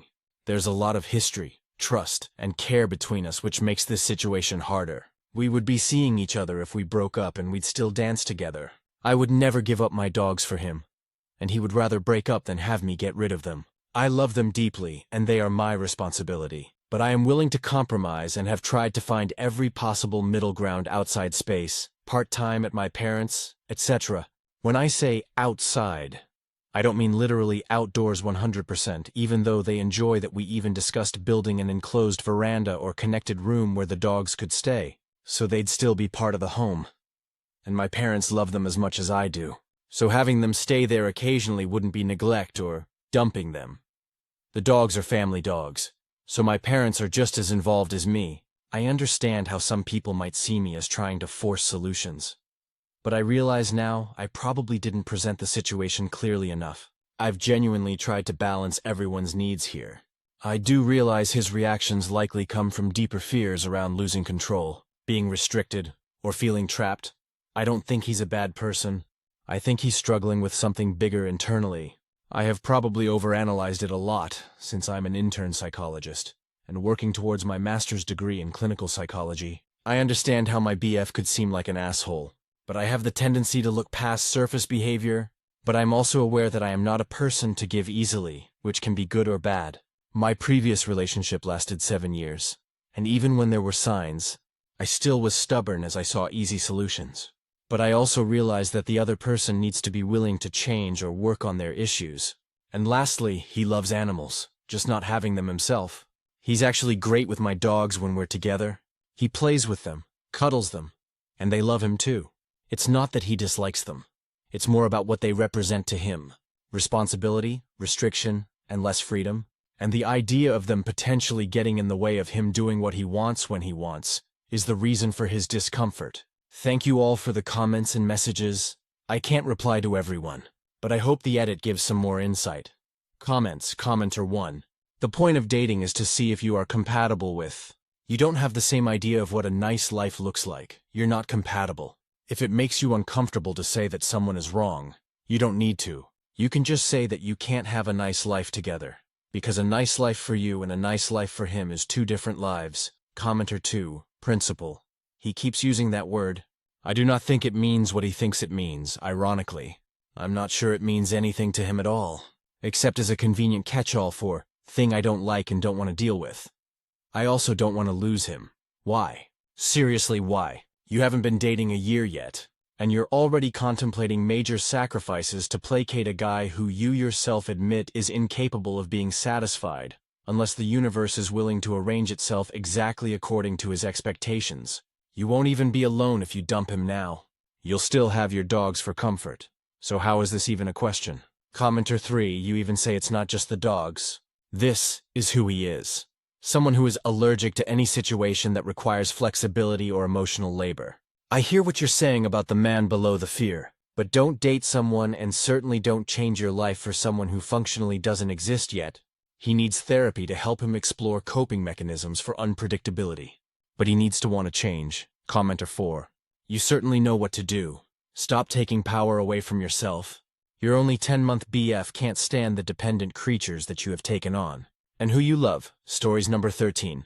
Aita for not combining income and/or sharing my savings with my girlfriend so we both have spending money. I am going to try and keep this short.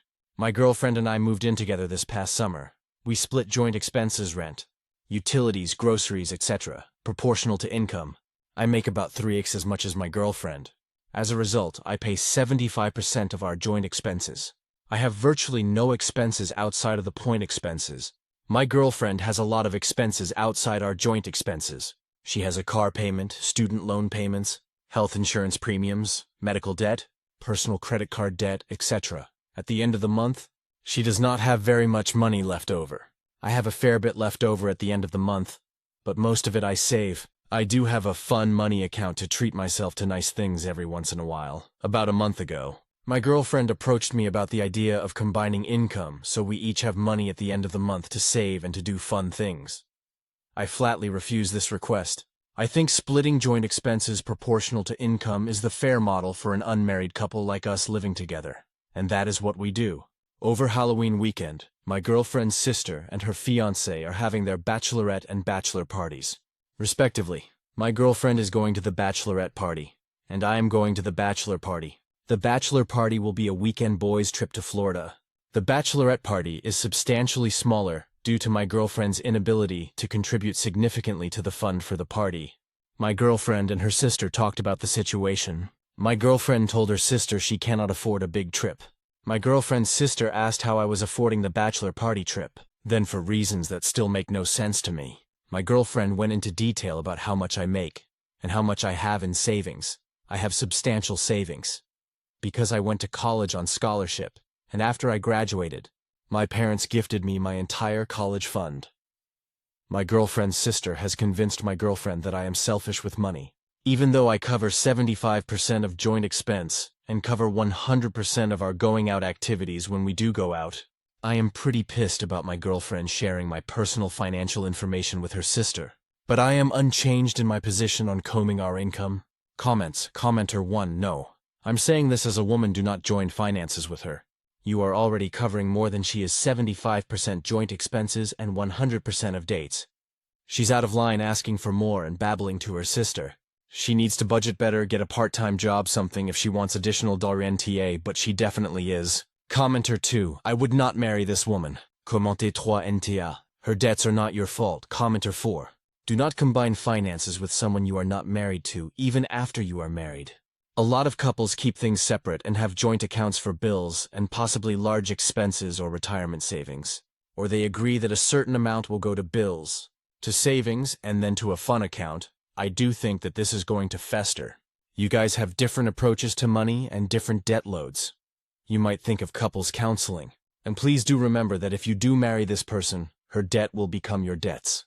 There are certainly ways to strategize how to deal with that as a couple, which I would not begin before you get married. But if you have radically different approaches to finances, it will only become a bigger issue. And if she is comfortable sharing every detail of your relationship with her sister, which some people do, then I would expect at some point every problem you guys have will make it to her sister's ears. Finally, if her sister is someone who can impact the way she thinks, I would take stock of her as well. Do the two of you think differently? Where do any differences pop up? On what issues? If you and her sister are incompatible in significant ways, you might consider what that means as well. I would not make any further long-term commitments to her. And certainly no kids, until you guys are on the same page about things. Update: 4 days after my post, I had a long sit-down conversation with my girlfriend, prior to us moving in together. We had a long discussion about what expenses I would cover and why. The reason I moved in with her was to take off some of the load for daily expenses, so that she could pay off her debt and save a little each month. Prior to us moving in together, she was going into debt each month just to cover her expenses. I wanted to help her out, but also I wanted to continue to save a substantial amount of money each month towards buying a house. We talked about all this again. I thought we were on the same page. I asked my girlfriend if something had changed. She told me, no. She simply is not happy with this arrangement. She has friends who have been dating a shorter amount of time than us, but they share money more readily than we do. That is what she wants.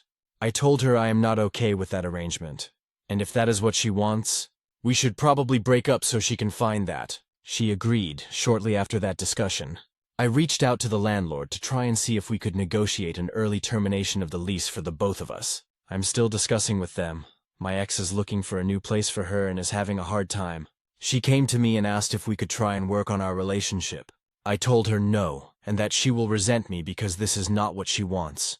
She asked if I could help her out for a few months with rent on a new place.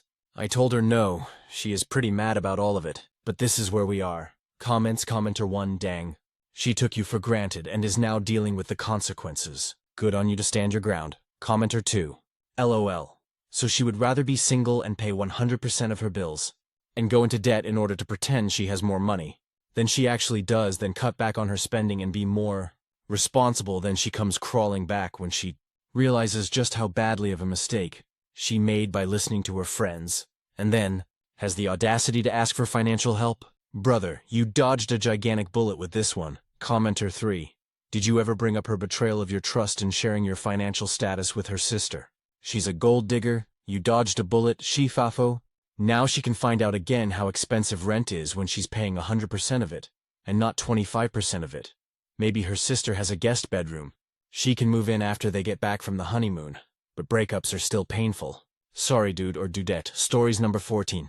My mom's eulogy was the first honest thing anyone ever said about her. My mom died last month. Everyone expected me to give the eulogy since I'm the eldest, but I refused. I couldn't stand there and lie. She was cruel. Not in the way people imagine. No screaming or bruises, just slow, calculated cruelty. The kind that makes you feel small your entire life. But my younger sister got up there and said it all. She said our mom loved control more than she loved us. She said we learned to mistake fear for respect. She said she hoped Mom finally found the peace she never let anyone else have. The room went silent. My aunt sobbed, my dad walked out, but for the first time I felt free. Since then, everyone's been calling my sister disrespectful. I just keep replaying her words and thinking, she told the truth. And maybe that's the only way to mourn someone who never loved you, by finally being honest. Commenter 1, your sister is my hero. Calling her disrespectful when they didn't live her truth. Commenter 2, I hate how people want to suddenly act like bad people were great when they die. Death doesn't wash away the pain you cause, and the people left behind aren't obligated to forgive. I'm proud of her for being honest. Commenter 3, tell her an internet stranger is proud of her. That is one brave little sister you have, cherish her. Commenter 4, this reminds me of my Mima, Dad's mom's funeral. The poor pastor obviously didn't know Mima, because he invited us from the crowd to say a few words about our dearly departed Marge. The silence was deafening, and for a solid 5 minutes no one said anything. Finally, my father, mustering all the grace he's never had, stood up and said, well, we all know how Marge was, and you could collectively hear the entire room think, bitch. By far one of my favorite funeral stories, despite the fact I was firmly held down on both sides as to not say a word. Rest in misery, Margaret. Stories number 15. Wibta, if I refuse to babysit my ex-wife's child in an emergency, I 30M have a child with my ex-wife 30F. We married young, had our child young, and then she cheated on me with her current husband. After the divorce, she had a child with her husband. I have never had any kind of relationship or presence in this child's life. I communicate with my ex-wife through an app called Our Family Wizard, and we see each other very infrequently. I keep things civil when I do see her or her husband for the sake of my child. But I do not pretend to be friends, and I have no respect for either of them. My ex-wife's husband was recently diagnosed with cancer. She told me this in person at a school event for our child. While telling me, she admitted they did not have a support network anymore, and they had some concerns about what would happen in an emergency with their child.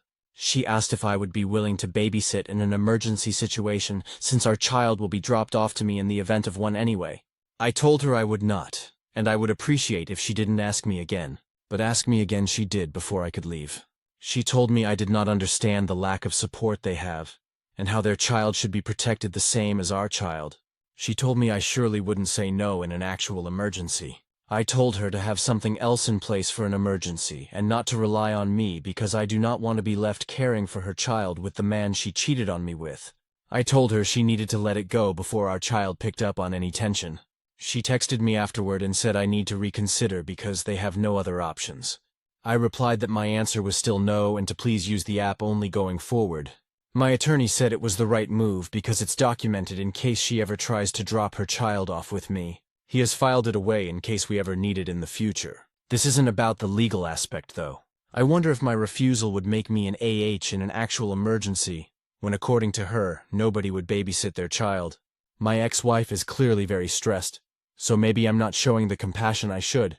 I find it hard to have any for them after everything they did. But the child wasn't a part of it, and my lack of concern for the child might be AH-worthy, especially in an emergency situation. Comments. Commenter 1. They need to speak to the social worker at the hospital where he is receiving treatment to see what services might be available to them. Reply. That's something I might keep in mind to suggest if she brings it up in person again. Commenter 2. NTA. She needs to find another option that does not include the unrelated ex-husband that she cheated on. Commenter 3. NTA. You owe her and her child with her husband nothing. They have no support system because they are assholes. Tell her you will keep your child for as long as needed. That's how you can help them. Reply.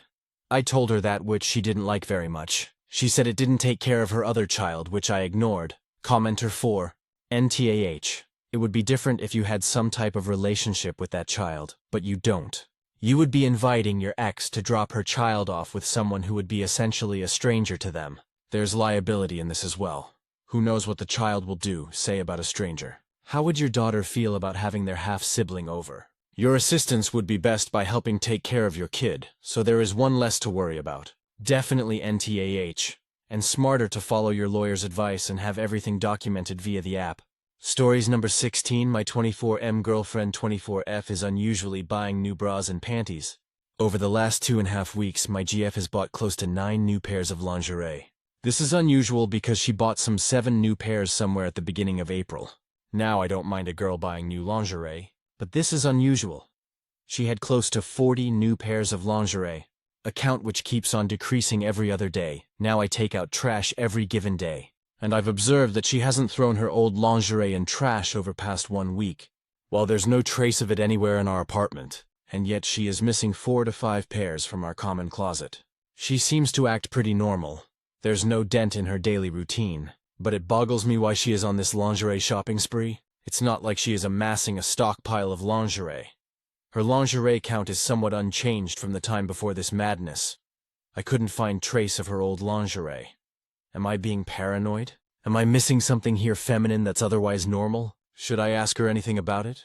TLDR, girlfriend buying new lingerie every few days, while leaving no trace where she threw her old ones. Replies from Oop. Is there a better way to ask her again? Or rather tell her that I find it strange that she's been disposing it off at her workplace? I alternately thought it might have something to do with her menstrual cycle or period, and it might be incredibly offensive to ask her more about it if that might have been the reason. Honestly, most guys here have suggested that she might be selling it to other random dudes, which is too far-fetched for someone like her.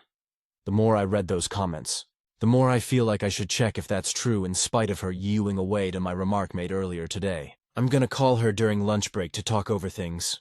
I honestly don't know the case of missing undies, but I do know that her workplace has this gym in the building with shower room for women. I think she might be using that, at my best guess, but yeah.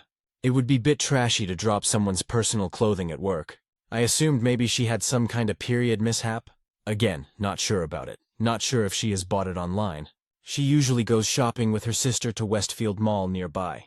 I have gifted my girlfriend a few inmate gifts from time to time, so I wouldn't be surprised. She does occasionally pick her own intimates from time to time, along with her sister and friends. In 3 years of our relationship, I have been shopping with her probably once or twice, for her needs. She, on the other hand, has dragged me to mall for countless times, saying that I need to up my wardrobe with something more colorful at workplace. I think I am less concerned about her spending habits at TM. What I am really concerned is if she has something on her mind that she might be keeping to herself. Her disposition is more like if there's suffering out there in her world, she will mask it out and not let anyone know about it. I'm now open to the idea that she might be having OBGYN issues, or maybe financial dilemma, or perhaps something else at work. Her work is pretty stressful and keeps her on toes, but she is damn good at dusting things off and moving on. I always felt if she had been cheating on me or any woman, based on few breakups I've witnessed of my close friends, her mood, behavior, affection towards me would have changed, which I don't think has happened in past few days. Updates. I might ask her while we drive down to the train station in next 30 minutes. We'll keep you guys posted. Update 2. Alright, I chatted with her while driving. I started off by asking her directly, as you Fight Max Master suggested. She said something like she hasn't been feeling good about her underwear fitting old and new while at work, so she has taken a new vow.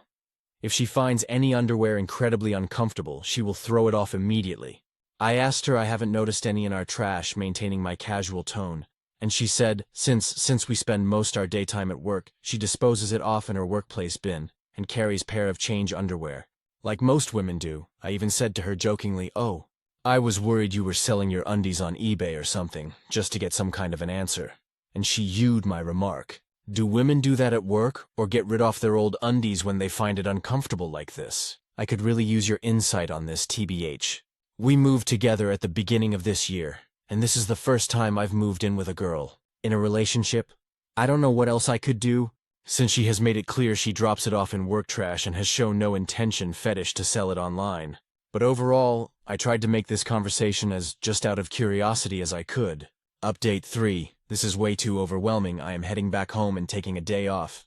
I know I might be overreacting, but somehow it just doesn't sound right. The conversation we had an hour ago might talk to her again during her lunch break. Update 4. Seriously, guys, thank you. I have been glued to my phone all morning long, except driving back home.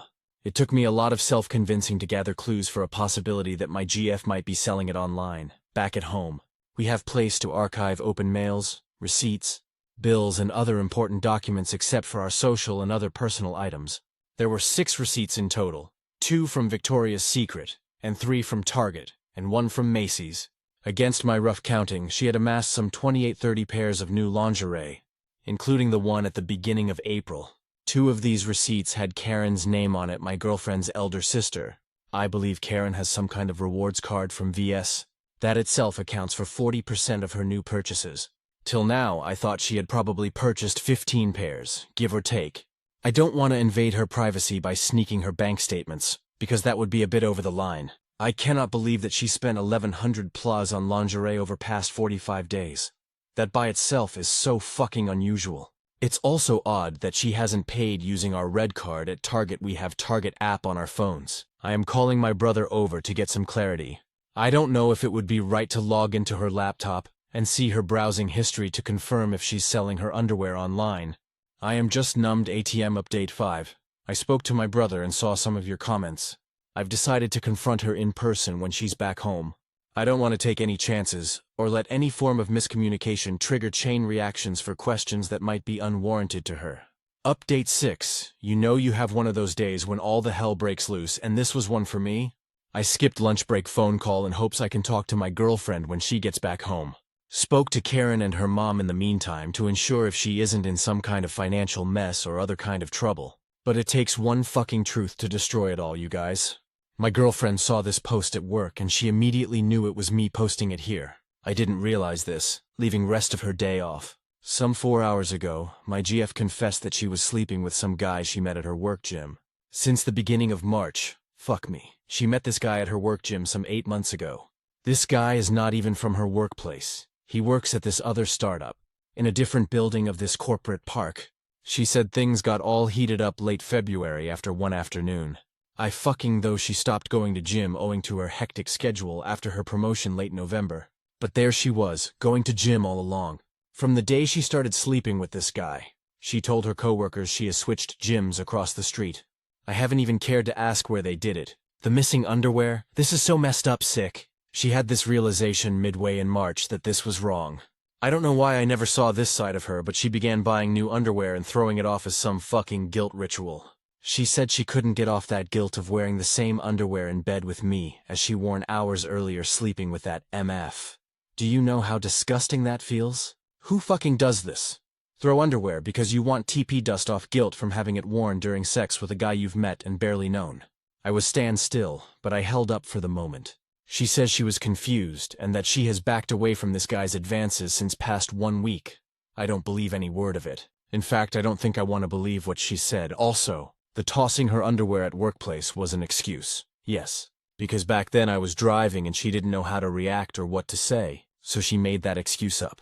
And here I was worrying whole day what it could be. I later called Karen because we were both emotionally drained. I didn't even wait a bit after she arrived. Even Karen was shocked by the ramble. She later called me, because I had already left them in our apartment, It took me a while to get my thinking right and call my brother. I'll be crashing at his house for now. Honestly, I don't even want to see her face ever. How can someone lie so perfectly? How can someone be so cold that they show no emotional change or discomfort when sleeping with two people?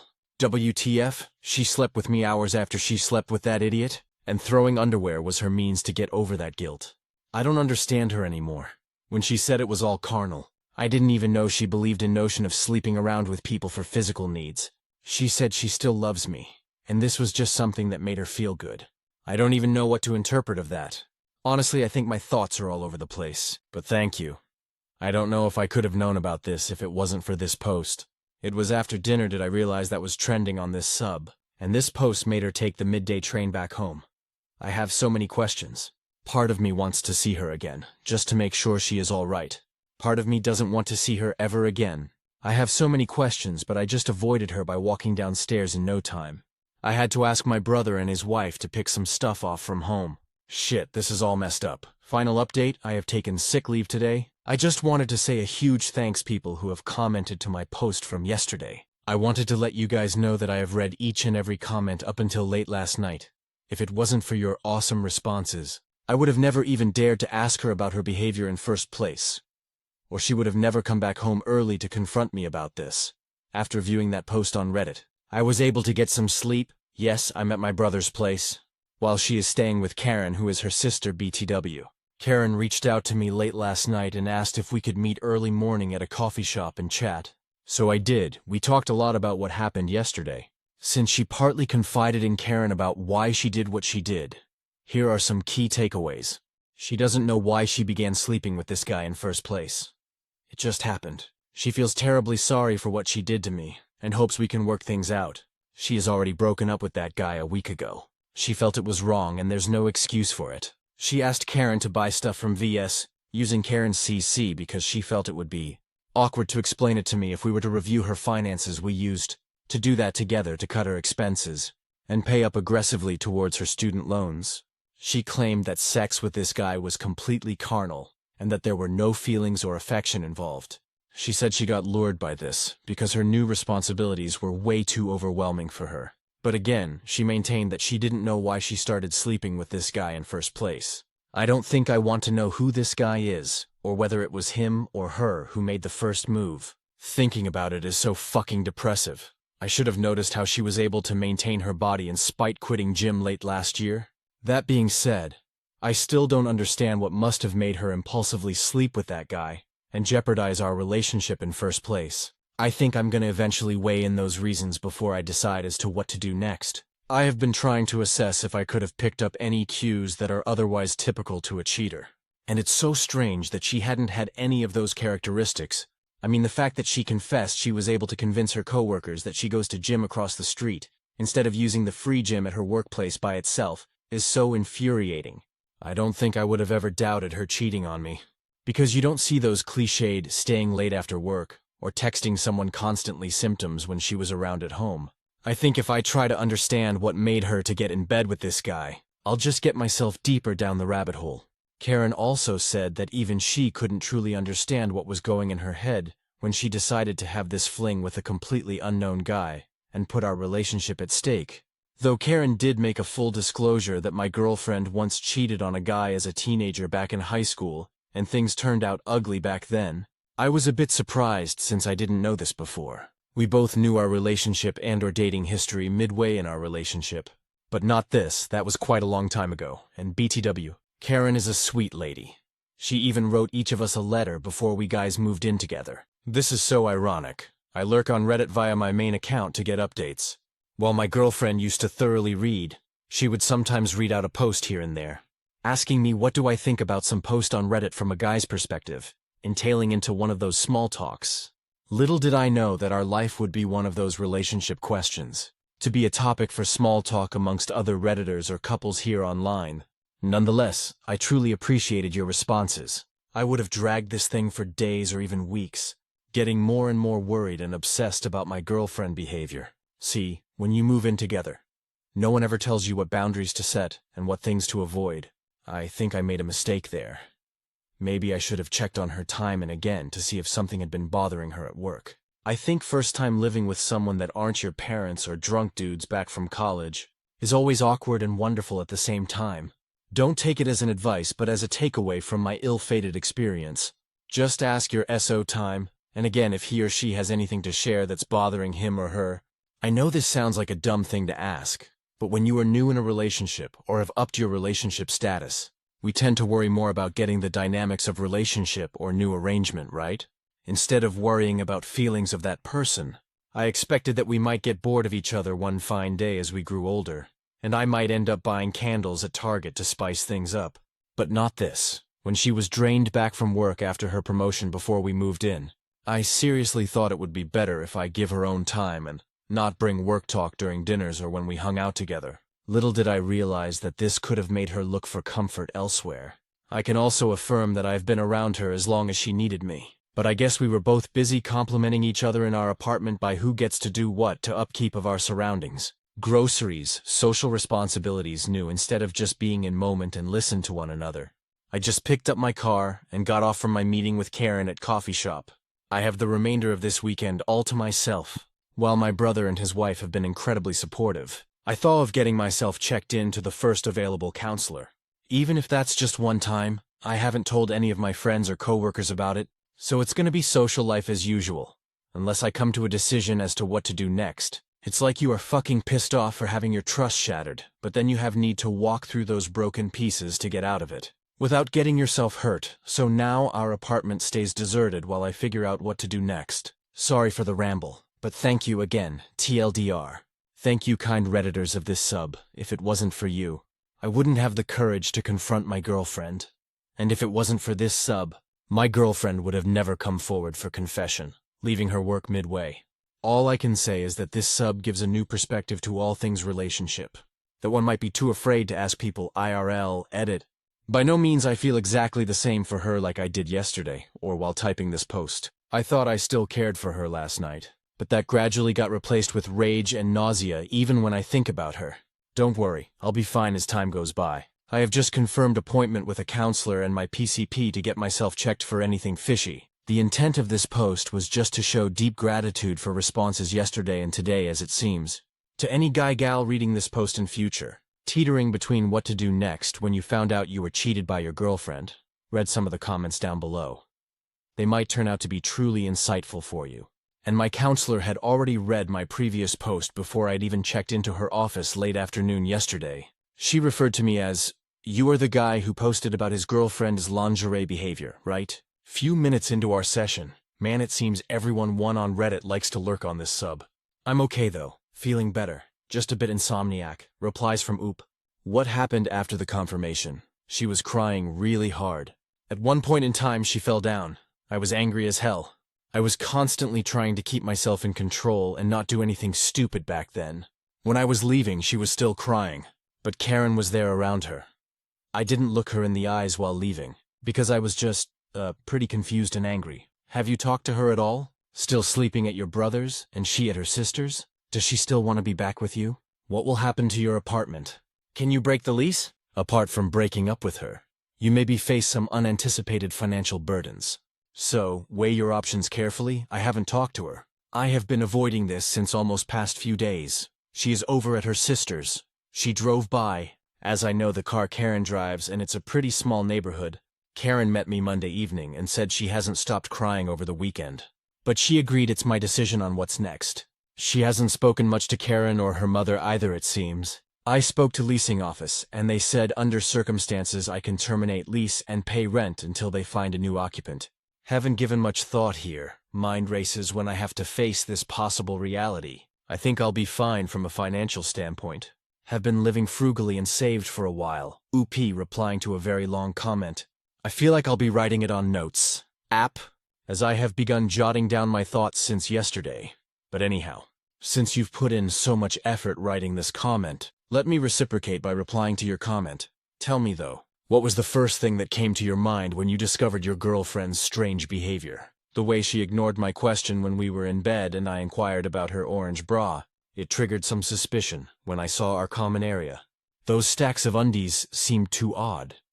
Isn't it weird when some items in your apartment have suddenly a cruise without you even not having told about it? I won't deny that the thought of her cheating on me occurred to me, but only for a brief moment.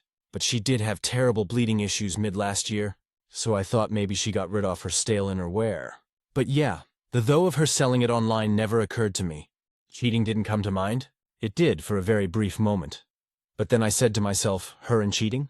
Impossible. She isn't even staying late at work. In fact, our sex life used to be great after we moved in, as there were no distractions from annoying roommates when we were over each other's place. I just ruled out cheating. What I was worried was if there was indeed something.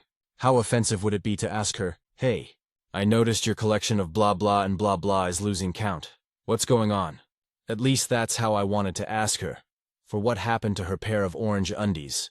If it hadn't been the strange occurrence with underwear, you wouldn't have suspected anything? You never felt anything was amiss? Some change in behavior, attitude, mannerism? Does she go out often without you? When she does, what does she say she is going to do? Going to the gym? Hang out with friends? Does she stay out late often? Does she spend the night elsewhere, like at parents, siblings, or friends frequently? How often do you spend the evening and night together? How often do you eat dinner together? Did you have much of a domesticated life, like coming home, making dinner, eating dinner together, hanging out and going to bed? Did you go to the grocery store together? I mean, a normal life of a couple together? No, I would have never known if it wasn't for that strange occurrence. Nothing was amiss. She came back home during her regular hours. Sometimes after work, if we weren't watching Netflix, or doing anything else. We would go out together to a restaurant or probably hang out with a friend from college. Most of us stay nearby. She doesn't have a car, or at least I've advised her not to get a new car and put that money towards her student loans instead. So I drive her around or she takes mine, Subaru being stick shift. She rather prefers Uber or Lyft when I'm not around. I think same goes with her girlfriends. One of them usually picks her or drops her off when they used to hang out together. She spends nights at Karen and her newborn. That happens probably one weekend every few weeks. I can say one thing, our life was pretty domesticated. We had great time in bed though, groceries. Sometimes we used to go together. The other times split our responsibilities. If one of us didn't want to vacuum and clean our apartment, most likely that would have been myself. Our life was pretty normal. We fought. But that was about her reluctance to not meet my friends, or probably when I mixed up stuff in kitchen or had the habit to leave leftover on dinner table instead of deep freezing it. These were the topics of our quirky quarrels. The only major fight we had was when I let a friend from HS, a pretty good friend of M growing up, stay over at our place for a few days, since he was looking for jobs and trying to move to this city. She felt that my friend should have never overstayed at our place a week instead of 3 days. She felt a good friendship isn't a strong reason enough for someone to overstay with a couple. 3. Does she have a higher sex drive than you? Oh yeah, she does. Honestly, none of my friends had those flirty vibes when they were around her. I trust my friends, and at least I thought I trusted her. Stories number 17. Aita for not wanting additional chores after moving in with my 19F dad and stepmom. Hey Aita, I'm 19F and in school. I go to college in the city I grew up in, and am getting my bachelor's. But I live at home to save money.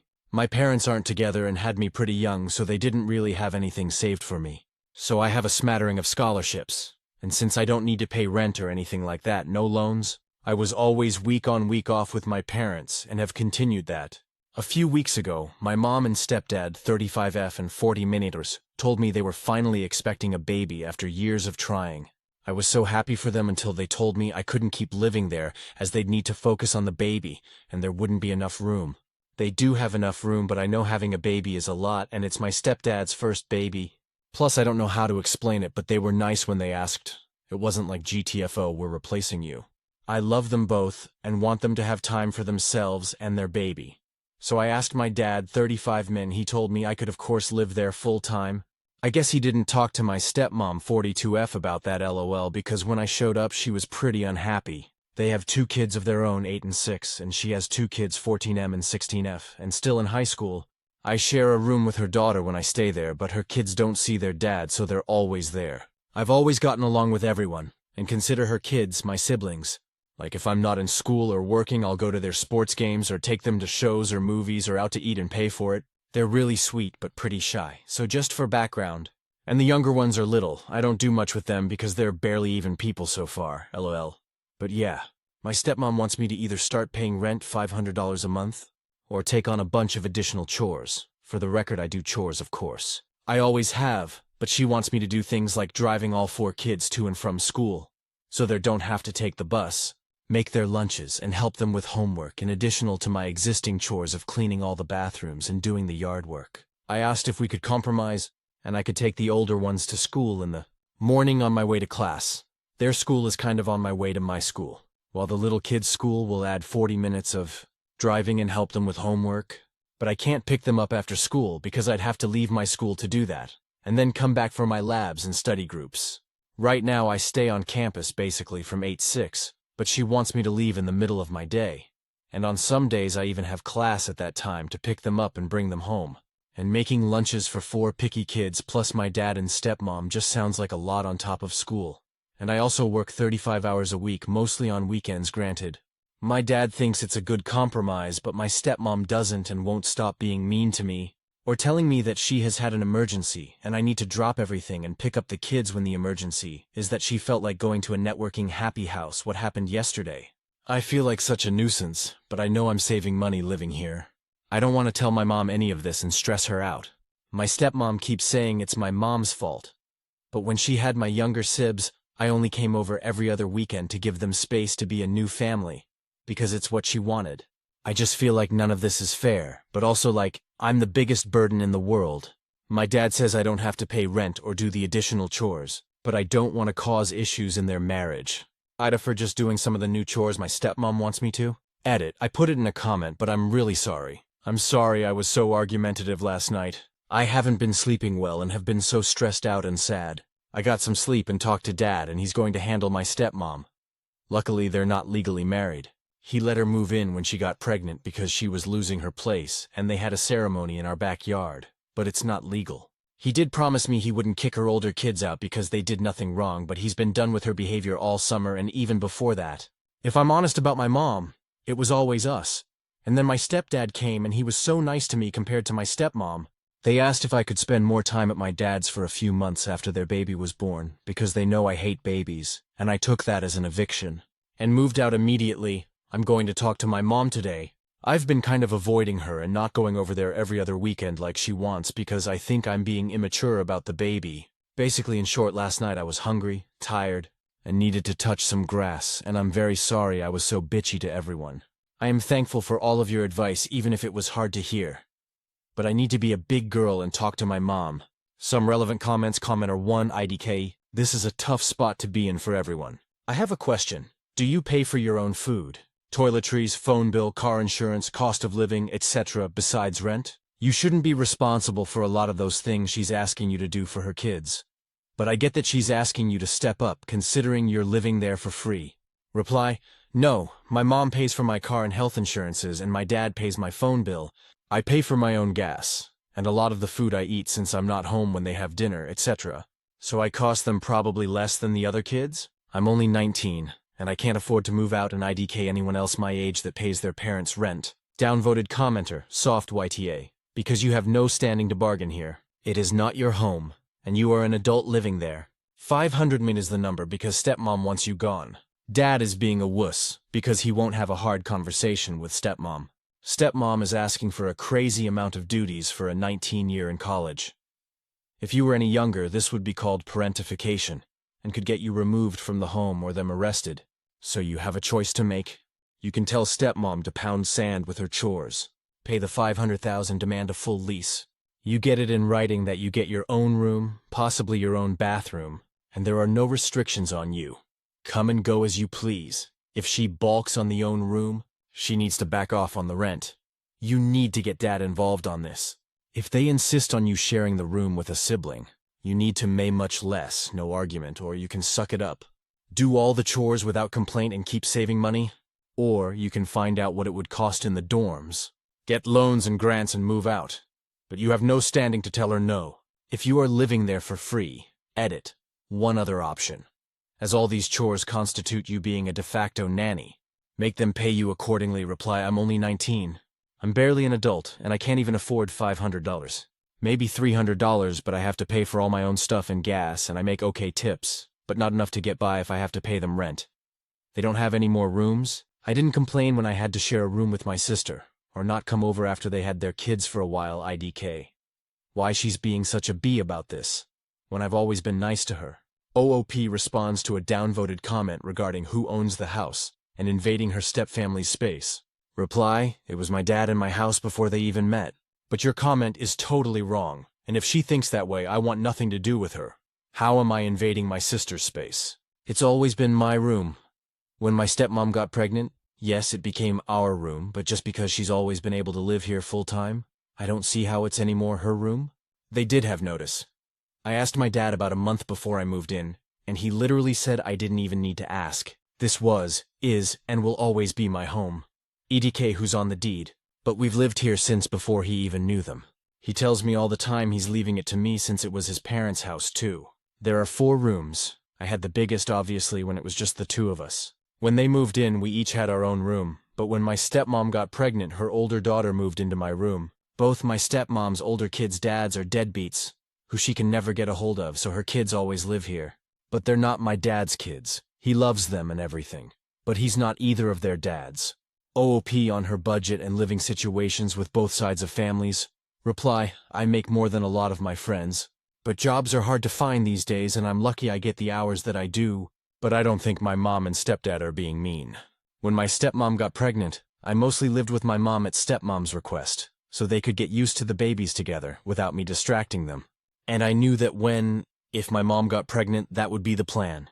I don't see how it's fair to tell my mom I won't do that for her when I did for my stepmom.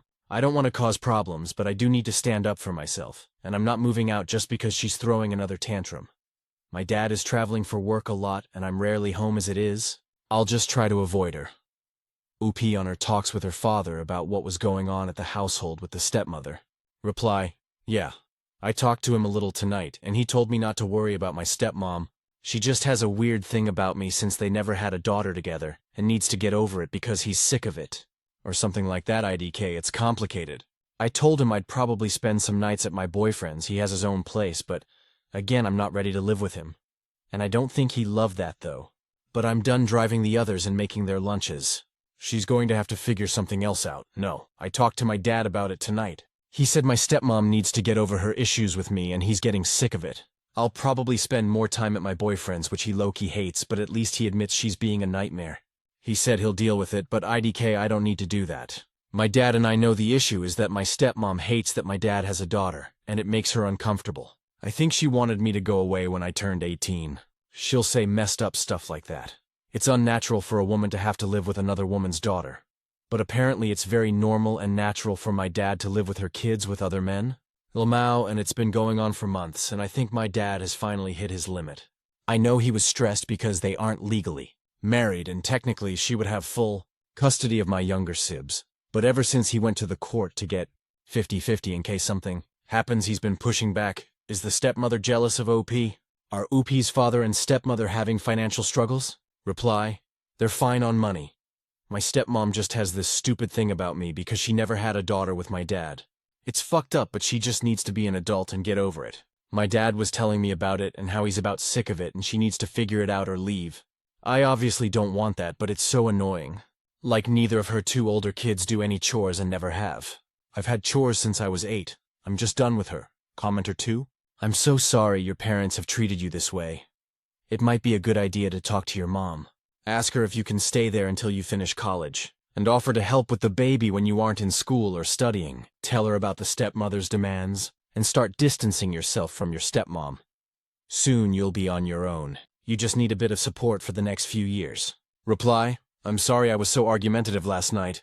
I haven't been sleeping well, and have been so stressed out and sad. I got some sleep and talked to Dad, and he's going to handle my stepmom. Luckily, they're not legally married. He let her move in when she got pregnant because she was losing her place, and they had a ceremony in our backyard, but it's not legal. He did promise me he wouldn't kick her older kids out because they did nothing wrong, but he's been done with her behavior all summer. And even before that, if I'm honest about my mom, it was always us, and then my stepdad came and he was so nice to me compared to my stepmom. They asked if I could spend more time at my dad's for a few months after their baby was born, because they know I hate babies. And I took that as an eviction, and moved out immediately. I'm going to talk to my mom today. I've been kind of avoiding her and not going over there every other weekend like she wants, because I think I'm being immature about the baby. Basically, in short, last night I was hungry, tired, and needed to touch some grass, and I'm very sorry I was so bitchy to everyone. I am thankful for all of your advice even if it was hard to hear, but I need to be a big girl and talk to my mom. OOP on her parents were being 16 when she was born. Reply: yeah, they were in high school. Update: Aita for not wanting to do extra chores after moving in with my dad and stepmom. Basically, I'm 19 and in school my mom and stepdad are finally having a baby. When my dad and stepmom had their kids, I lived with my mom and stepdad. I was 50-50 with my parents before this, but moved in with my dad full-time and it pissed my stepmom off. She has 2 kids with my dad, they are not legally married, and 2 teenagers, one of whom 16F I share a room with here. Neither of their dads are in their lives. My stepmom either wants me to do an excessive amount of chores or pay $500 rent to live here. I refused to do either, and my dad backed me up. So my dad and stepmom got into a huge fight over this. It started because my stepsister, who I've always been nice and welcoming to, threw a fit to her mom about sharing a room with me. Please remember that this has always been my room. She moved in a few years ago and I never threw a fit, but she was just yelling at me and her mom was backing her up. I went to leave and my stepmom took my car keys and told me I needed to get my stuff out of the bedroom and stay in the basement. I laughed in her face and told my dad what happened. I think he finally hit his limit after everything with her and told her she needed to leave. She left to stay with a friend and has been there this whole past few days. But it's been so hard because now my dad and I have to pick up all her slack for the kids. He wasn't going to kick any kids out, but made it clear to my stepsister that I would not be moving my stuff to an unfinished basement. I was pretty uncomfortable and went to see my mom. I told mom everything, and she was absolutely devastated that I had kept it all from her. I feel bad. I know it was just an excuse for me to not stress her out while she was pregnant, and I think it was more so I was mad at her. Which I know is immature. She said she knew I really can't stand babies and didn't think I'd completely move out full-time with my dad. Just spend more time there. I actually feel really bad. My parents don't get along, and I've always treated them more like friends than people who I could lean on for support, and I think that was wrong. After I told her everything, my mom actually called my dad for the first time in years. It was crazy. She apologized to him, and then he said she shouldn't apologize. I thought I was living in the Twilight Zone. My stepsister went to my stepmom's friend's house to live, but my stepbrother, who is nice to me, wants to stay and there's no room for the little ones at that house. And my stepmom told my dad to figure it out. I get why she's mad, but they're still her kids. My mom and stepdad said I'm not their parent and told my dad to ask them for help if he's going to ask me. When they used to have me babysit the little ones, I'd bring them to my mom's so she could help me so they know her. I don't know what's going to happen, but I do see my parents different now. Like I've always thought I was out for myself and I'd need to figure things out. Like when I got a speeding ticket, I found and paid for a lawyer. But then they found out and were mad I didn't ask for help. I think I'm going to work on thinking of them as support and people who are there to help me, and not people I owe things to. Sorry this don't a great update, but I wanted to get that off my chest. Relevant comments. Commenter 1. How many kids your dad have actually? Wasn't clear. Reply: 3 biological ones, but he's been in her older kids' lives for like 8 years, way more than their dad's. Commenter 2. Is remodeling the basement an option? Because while I sympathize with you, and think your stepmother is a jerk, lack of space is lack of space, unfortunately. Reply: yeah, but that costs money, and my dad's paycheck really supported everyone. She works at a gas station and doesn't make much, so maybe he'll be able to save more money not having to pay for her D-Tough. Commenter 3. I still don't understand why she moved out in the first place. Also, I'd take that unfinished basement as a second over sharing a bedroom with a 16-year. Reply: she didn't so much move out as it's my dad's house, and he told her she was no longer welcome to live there. I'm sure if she was smarter, she'd figure out squatters' rights or something. So I'm glad she just left. And it's my room. It has been my entire life. Why should I leave when she's the brat? Commenter 4. Your dad should file for full custody and get child support. This way he can hire a babysitter to help with the kids. The stepmom already abandoned the kids. Reply: he actually went to the court to get 50-50 custody earlier this year. Since they aren't married and in my state he found out if you were never married, mom has full custody unless you go to court. They were fighting and she threatened him about it. She has like no money, so I don't think he's as worried about child support. I do worry she'll be a deadbeat like her older kids' dads though. Stories number 18. AIO for asking my husband to stop calling our baby his little replacement.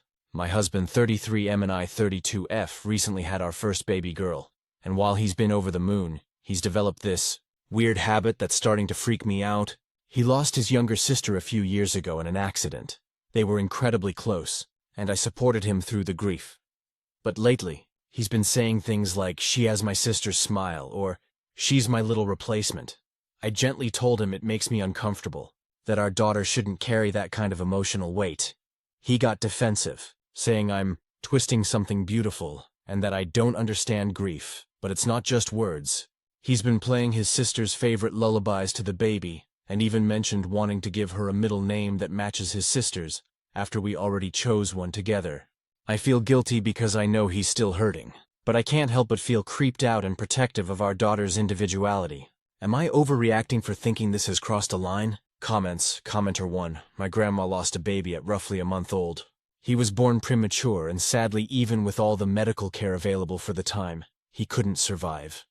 When I was born, I was the first grandchild, and she spent years telling everyone I was her little Terry brought back to her. It was a nightmare living like that. It deeply upset me. I'm in my 40s now, and it still bothers me. He needs therapy. Commenter 2. He's not quite able to see what he's doing. She is not a replacement. Your daughter is her own person. Not a replacement for loss. He might need some therapy. His grief is now affecting your baby. Commenter 3. You're not overreacting. That's emotional transference, and it can become really unhealthy for your child later. Grief doesn't give him permission to project his loss onto her. You're right to be concerned. Commenter 4. Nor he has unresolved grief, and it can get much worse than this if it's not addressed ASAP. Maybe he'll listen to other family members if not you. He needs professional grief counseling. This can get freakish if left unhealed. It's a sad situation. Stories number 19. Coworker from hell tried to get me to give him a ride, so I blew out of the parking lot without him. I had a coworker who one of the worst human beings I've ever met IRL. He was very misogynistic, calling all the women that worked there girl, demanding they do things for him while he did fuck all, constantly flirting with them regardless if they were single or showed any interest, and would scream profanities in their face if they didn't fall in line. Management dragged their feet doing anything, despite the constant issues and the fact they were aware the quality of his work was terrible. I'm not a woman, but many of my friends there were women, and when I seen him yell, "Hey girl, go get me this, now," then pitch a fit like a toddler when they refused, it really pissed me off. I told people I worked with to tell him if they hit on them and wouldn't leave them alone because I can't stand that shit. I heard that he had no transportation and was pressuring people to take him home. One night, he told me he needed a ride home. It was midnight. Me, him, and the manager were the only people left at the end of the night. I told him I couldn't. He wouldn't listen. He followed me to my car anyway. I got in, locked the doors, and he started banging on my window like a psychopath, telling me I better fucking take him home. Keep in mind it was pitch black out in an empty parking lot with no security at midnight. He could have attacked me or jumped in and stole my car, and my odds of stopping him would have been slim. I put the car in reverse, backed out, and blew out of that lot. The manager left ahead of me, so he was left in that lot all alone. There is zero public transport and probably no lift either.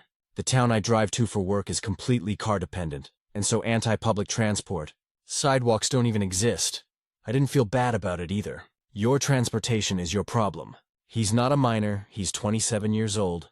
He's a big boy who can figure out his business. You can believe he didn't ask me for a ride again or fuck with me. The aftermath, this happened months ago. Want to know how it ends? Turns out he was indeed a crazy person. A viral video of him came out showing him getting out of a car. A coworker who felt bad gave him a ride in a fit of road rage and getting into a fistfight with another driver, right in the middle of a busy highway with hundreds of cars swerving, trying not to hit him. He was clearly identifiable, and people in the comments were using his legal name. Apparently that still wasn't enough to fire him. He rather anticlimactically finally ran his mouth at the female general manager, and she told him, "Get the fuck out of my business," and fired him on the spot. Believe me, that night, I had some shots in celebration. Comments. Commenter 1, you need to leave that place.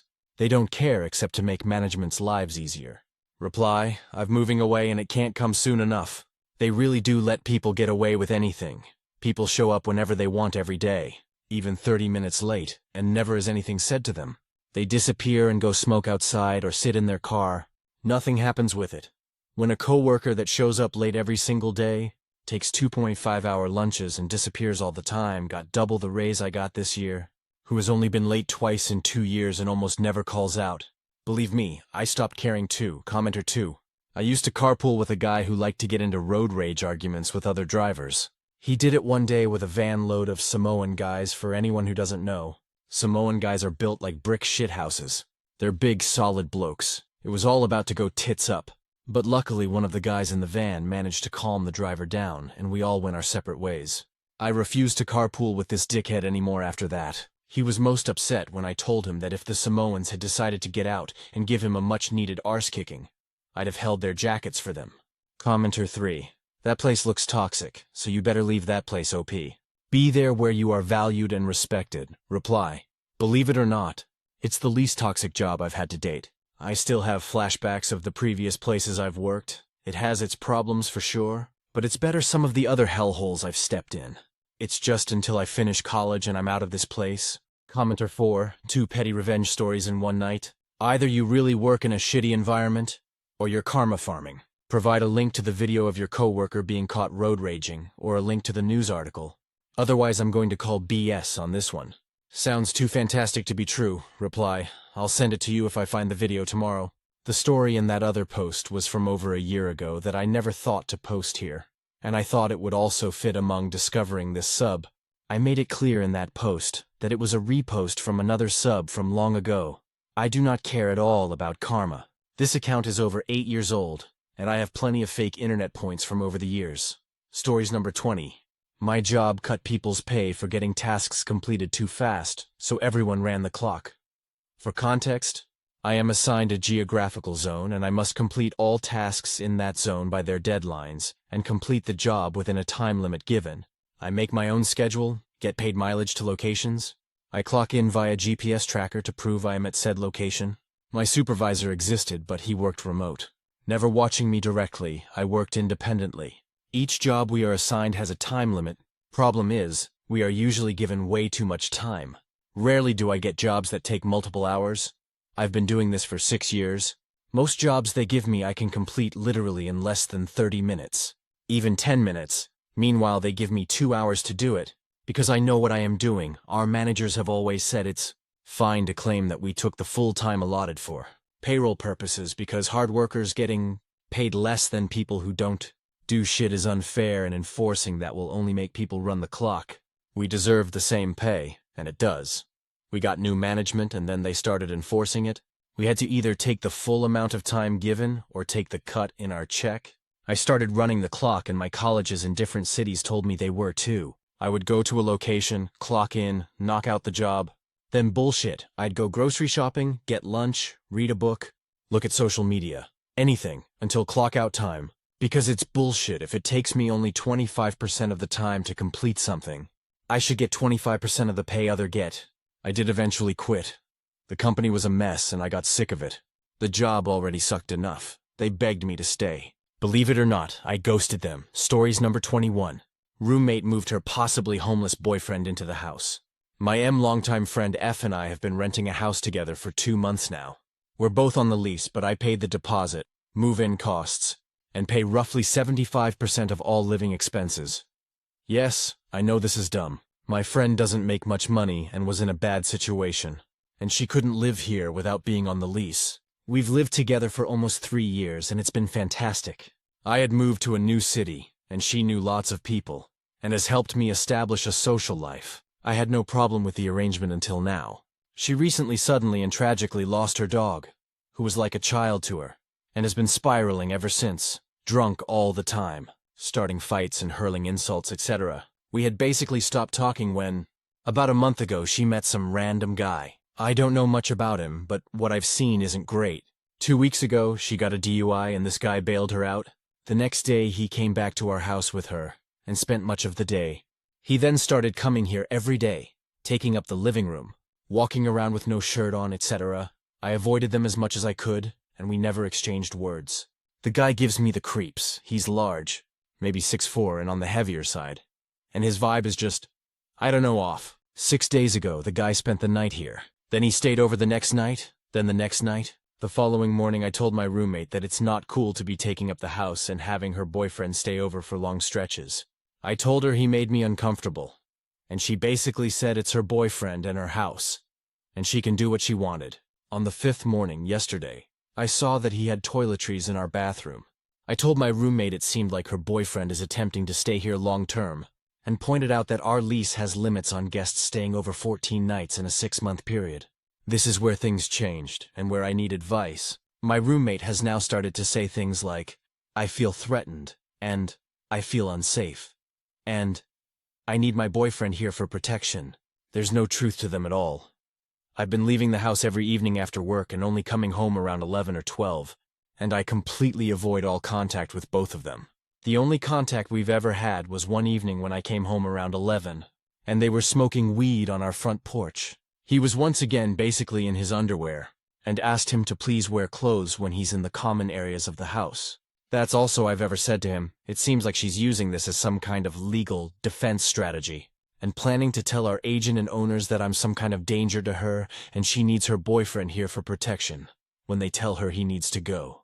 Yesterday, her boyfriend showed up at 4 p.m. while I was still working from home, and spent the rest of the day and night here. He's literally waking up, going to work, and coming back to our home. He's living here, so I got curious. Last night when I got home, I looked through the window into his SUV. It's filled with clothes and hangers. It looks exactly like a car that someone is living out of. Maybe I'm being crazy, but it seems like this dude is homeless and is manipulating my roommate into moving into our house. Her shift in language, all the talk about threats and protection, isn't like her, and it's completely divorced from reality. It seems like she's being coached. I've spoken with our agent, who I'm friendly with, and she's aware of the situation. She's seen the guy's car here every day and will be messaging my roommate about the guest rules today. My concern is that my roommate is going to start lying and accusing me of making her feel unsafe, telling the agent that she needs her boyfriend here for protection. I'm not super concerned that it's going to work, but I am concerned that the agent and owners are going to look at this situation and decide it's not worth it and just cancel the lease. I really, really like this house and don't want to have to move. I've already changed the Wi-Fi password. I pay all utilities and locked up all of possessions, which include plates, cookware, and all silverware. I'm just out of options at this point and wondering if anyone has been in a similar situation. Edit. I should mention that the agent is basically our landlord. It's a direct home rental from the owners, and she is the middleman who handles all renter issues. Relevant comments. Commenter 1. I'd immediately demand the rent split to go back to 50-50 at the very least if he's going to stay there. You're literally subsidizing housing for 2 people. They can't make their half of the rent between the 2 of them? Reply. I did. I sent her an email when we first stopped talking explaining that she's going to be responsible for 50%. I attached all of our utility bills and gave her a total due on the 1st. She's made it clear she's not going to pay it, but I have documentation. I could take her to small claims court eventually, but for now I'm worried about getting this guy out. Commenter 2. You need to tell your roommate that it's time for her to move along. This has gone past the point where you could repair the situation without kicking her out. I would also tell her the guy needs to be gone immediately, or you will get the police involved. Ignore her arguments. You are the one that doesn't feel safe, and that's all the justification you need. Let your landlord know that you would like to stay on and are looking for a new roommate. You are risking losing the place, but that's a risk if you don't do anything as well. Chances are, if you've been a good tenant, your landlord will work with you to get your roommate out and allow you to keep living there. Reply. I've told her to leave numerous times. She refuses. She says she's on the lease and this is her house. The landlord is going to have to force her out, or I'm going to have to break the lease, which I don't want to do. The guy is still technically not violating the law. She's inviting him here. Can't call the cops. Plus, police activity at the home will basically guarantee that I'm getting kicked out too. Commenter 3. You need to tell the landlord now. Do not let this guy get tenant rights because then all of you will go through eviction.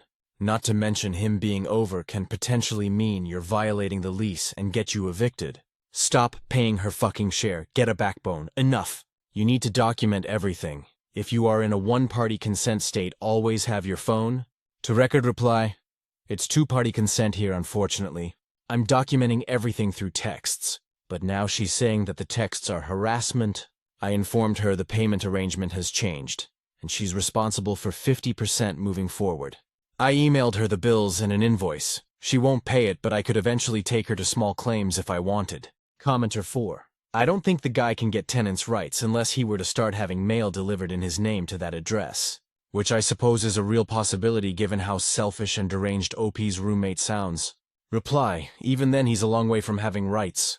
Tenant law in Florida is heavily weighted toward landlords. OP should break the lease and look for a new place if it's possible. Reply. It took me a long time to find this house and I've only been in it for 2 months. I dropped $6K to move in and will lose a ton by breaking the lease. I don't have another $6K to move to a new house, so I'd be looking at voluntarily losing thousands of dollars just to move from a nice home into a shitty apartment. That's my last resort at this point. Can OP reach out to his roommate's family or friends regarding her well-being? Reply, I wish. She has no family and has alienated her other close friends already. This guy is basically all she has now. Oops, state and the tenant's rules on guests staying overnight. Reply, Florida. The landlord filled me in. The 14-day and 6 months restriction is designed for that scenario. Update condensed version. I have lived with a longtime friend F for about 3 years. After moving to a new city, I paid most of the bills to help her out. And in turn, she introduced me to a ton of new people and helped me build a social life. It was great. This summer we moved from an apartment to a direct home rental. Just as we were moving, her dog died unexpectedly and tragically, and it broke her. She started seeing this weird guy and shortly thereafter got a DUI. He bailed her out and suddenly started basically living at our house. He had a toothbrush in the bathroom, clothes in the house, etc. He'd be here with her from 3 p.m. on, stay over, shower here, leave in the morning, and come right back. They also trashed the kitchen and bathroom on a daily basis, forcing me to clean up after them just to be able to cook and shower. I was begging her to stop, but she refused, and our friendship collapsed. Things became extremely antagonistic. Our landlord, who lives next door, repeatedly reminded her that our lease prohibits guests from staying over more than 14 times in a 6-month period. My roommate started lying, saying that she didn't feel safe around me and needed him here for protection. Then I noticed his car was filled with clothes. Dozens and dozens of hangers with shirts, pants, shoes, etc. And it became clear he was never actually going to another home. He was just living here. Unfortunately, we never had a signed rental agreement between us, so I was stuck paying 75% of the bills while she and her boyfriend basically took over the house. She made it clear she was not going to leave or break the lease. She knew neither of them could get a place on their own, and I didn't know what to do. I changed the Wi-Fi password, locked up all the pots, pans, dishes, they were all mine, hid all of my laundry detergent and dryer sheets, etc. They had no TV, no internet, and were using a cheap 3 sauté pan and paper plates to cook with, but they kept on living here. Luckily, I've been friends with our landlord since we moved in, and she was just as upset with him living at the house as I was. So she sent my roommate a formal notification that, if the boyfriend stayed over beyond 14 days, they would evict us. My roommate said she understood, and that he would be gone after the 14th day. But sure enough, on day 15 he was right back at the house. We had a confrontation which I filmed, and her boyfriend charged at me and tried to attack me, but my roommate held him back. I was actually kind of hoping he would hit me so I could get the cops involved. But he just stormed out and slammed our door.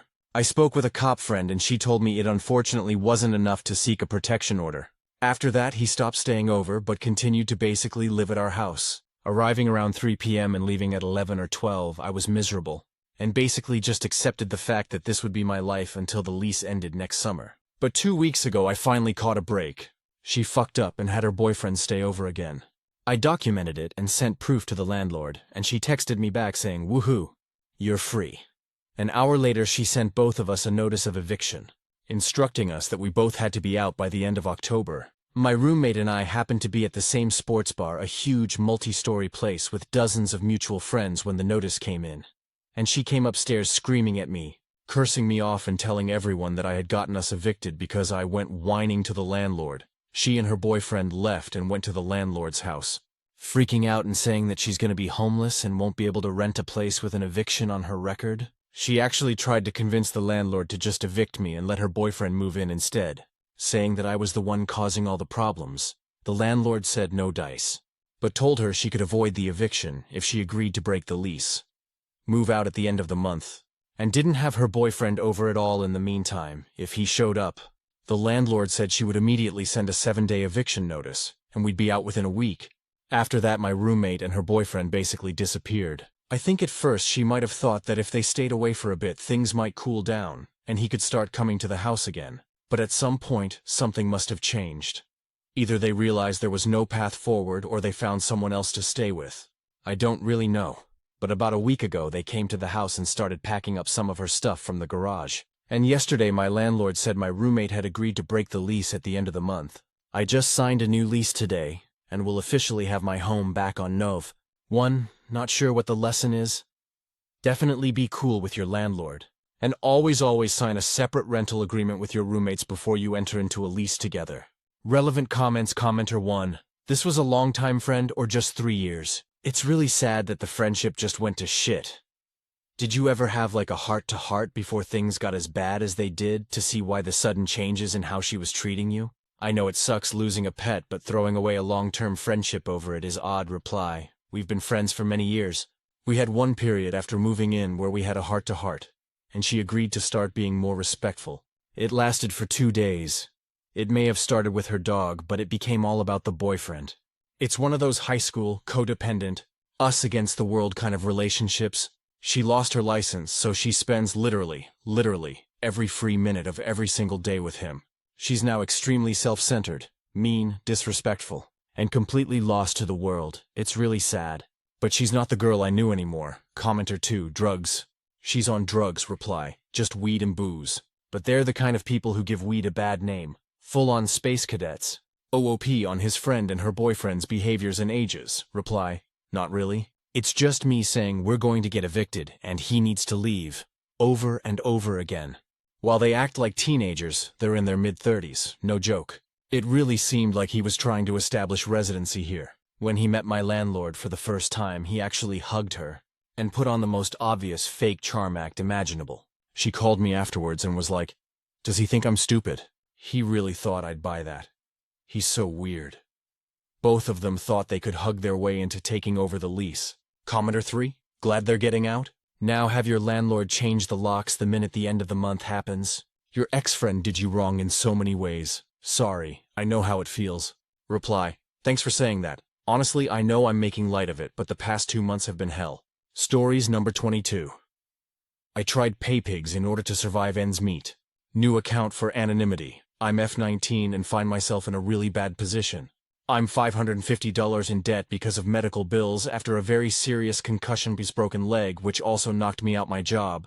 So I lost my stream of income, but still had to pay medical bills. My parents are also in severe debt themselves, and never really were any help for anything. So I couldn't turn to them. And my friends are all starving students too, so to speak. Since I couldn't work my job, and no other more remote places I tried applying to would take me, I turned to Twitter to maybe sell feet pics. YK, the stereotype.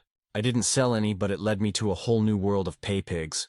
Men who pay girls because they get off on it to be financially controlled. I posted pics of my body, my PayPal, and got scammed by people who I thought would pay me simply for existing. So far, I've not made a buck, and I lost $20. Signing up to a website to do freelancing, I feel so ashamed. Before any people who are in this community come here, I am sorry for thinking it was easy to join. I notice the community is very guarded and quick to judge newcomers, especially if they just want a quick buck. Edit. People saying 550 isn't a lot. I need to pay it off by tomorrow, or else I will have to see a judge, which can affect my place in university. Edit 2. This is not me trying to find any other pay pig, or someone to pay me. I don't want to exploit myself anymore. Edit 3. I know this is Reddit, and people here generally have no filter. But there aren't any other websites where I can rant like this. And people are being very mean, mocking me and being rude about me as a person. I'm sorry if I somehow conveyed something bad. English isn't my first language, but please be less mean. I'm going through so many things all at once, and I just wanted some encouragement or neutrality. Edit 4. I don't need anyone to offer me money. Please, and please don't ask for nudes. Stories number 23. Aita for not being very strict with my daughter at my house compared to my ex-wife, which has led to my ex-wife and I exchanging some words to each other. I 43M have a daughter 16F, who I have joint custody over with my ex-wife 39F. We got divorced when my daughter was a baby, and the court awarded 50-50 custody for the both of us. I will admit though, being a doctor comes with its consequences. I haven't been as present as I wish I could have been. When my daughter was 13, she started telling me things that her mom does or rules that she has in place over her, and how she thinks it's unfair. I'd listen to her and advise her to talk to her mom. My daughter would then ask if she has to obey those rules over here still, to which I said no. At first it was just small stuff that I find nitpicky. Things like not being able to eat in the living room. As she's gotten older, she started making more requests for privileges in my house. And it's pretty much gone like this. Example 1. Mom doesn't let me hang out with friends during the week. Well, that's dumb. If you have a ride there and back, you can go with your friends. Example 2. Mom doesn't let me wear comfortable cloths around the house. She says I have to dress modestly. You can walk around the house naked for all I care. Example 3. You and Mom's houses don't have locks on my bedroom door. There isn't a lock? I can call a guy out and have him put a lock in for you if you want. Example 4. Mom doesn't let me drink soda. Do you want soda? If so, I can order it with our groceries from Hy-Vee. You get the idea. I don't want to say I've become a doormat for my daughter, but I'm not nearly as stingy about rules. It's her house just as much as it's mine in my eyes. My ex-wife recently has been going off on my daughter about how I'm letting her get away with any and everything, and how my lack of discipline at my house is leading her to break rules at her mother's house. I told my ex-wife that she should ease up on our daughter because she's almost a damn adult and doesn't need to be treated like a toddler. My ex-wife went bananas over the phone with me, and at her house, she went off on my daughter for being an undisciplined brat. My ex-wife is threatening to take me to court for custody if I don't straighten up my act, and I told her she'd kiss my ass. It has me wondering, though, am I being an asshole to my ex-wife? Is this bad dad behavior? I want my daughter to feel safe, comfortable, and happy, and I want to believe I'm doing that. If I am being an asshole to my ex-wife, what do I do? Update. I have been talking to my daughter and ex-wife over the last several hours, and have figured out a few things. 1. There is no other permanent resident at my ex's house. No boyfriend, no husband, no other kids, nothing like that. My ex does have this book club thing she hosts and has guests once a month, but all are adults. 2. My ex-wife doesn't let my daughter have a lock on her door because, and I quote, because I'm not going to give her the ability to hide her drugs or boyfriends she is sleeping with. 3. My ex doesn't let my daughter see her friends during the week because she says her friends are distractions to school. However, her report card says she is doing just fine academically. 4. My ex doesn't just control what she wears, but also won't let her use makeup or even consume adult media. My daughter says that my ex called her attire slutty one time because she was wearing a shirt with no bra. My ex denies saying this, but I wouldn't put it past her. 5. I asked my daughter if she would be okay with my searching her room, and my daughter said she had nothing to hide. I looked around and guess what? No drugs, no vapes, no illegal plans to take over the US government, nothing like that. Normal 16-year-old girl, room 6. I asked my daughter if she would have a problem with me putting Life 360 on her phone so I can see where she goes. She handed me her phone and said again, she has nothing to hide so she doesn't care. 7. I did talk to my daughter about her attitude and treatment to her mother. She agreed that she has been acting out, and said she will text or call me if she has an issue with something her mom is doing. She said she will respect her mother's rules. But she did ask me to talk to her about her mother's comments about her body.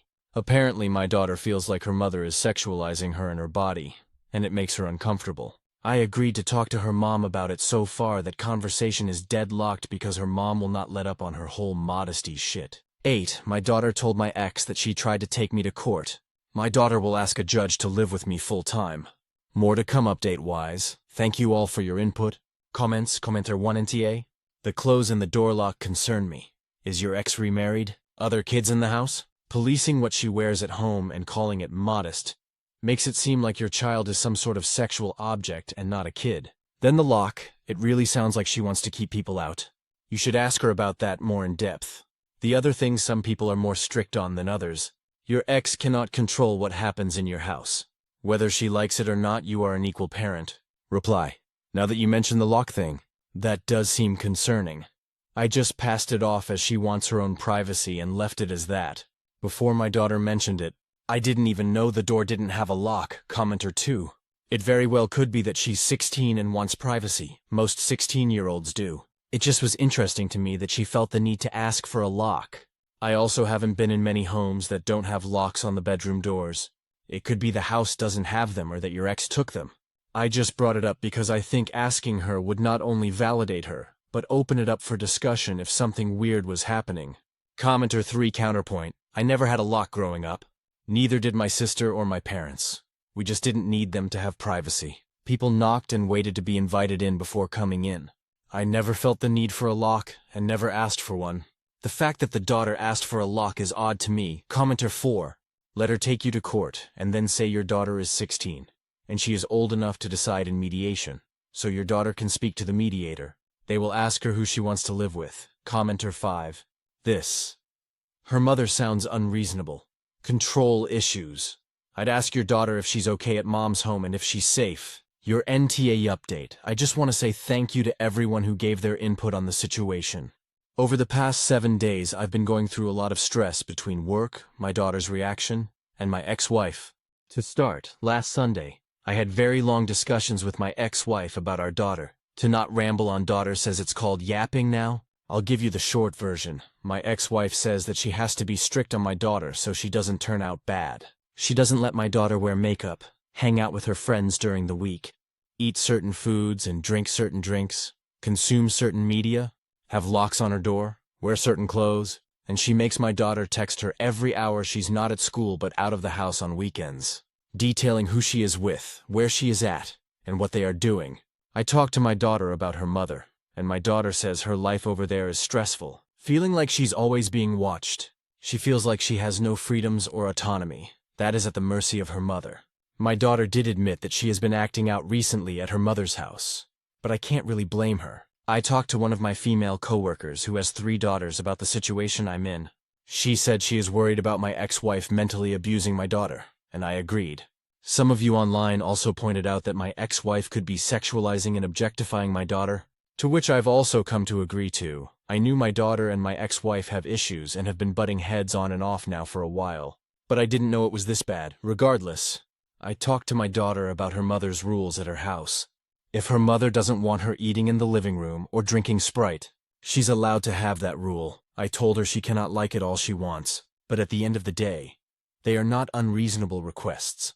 My daughter, though, very firmly asked me to talk to my ex-wife about the things that bug her the most. Those things are what she does and doesn't wear in the house, a lock on her door, and the rules in place about her friends only on the weekends and texting her mom constantly.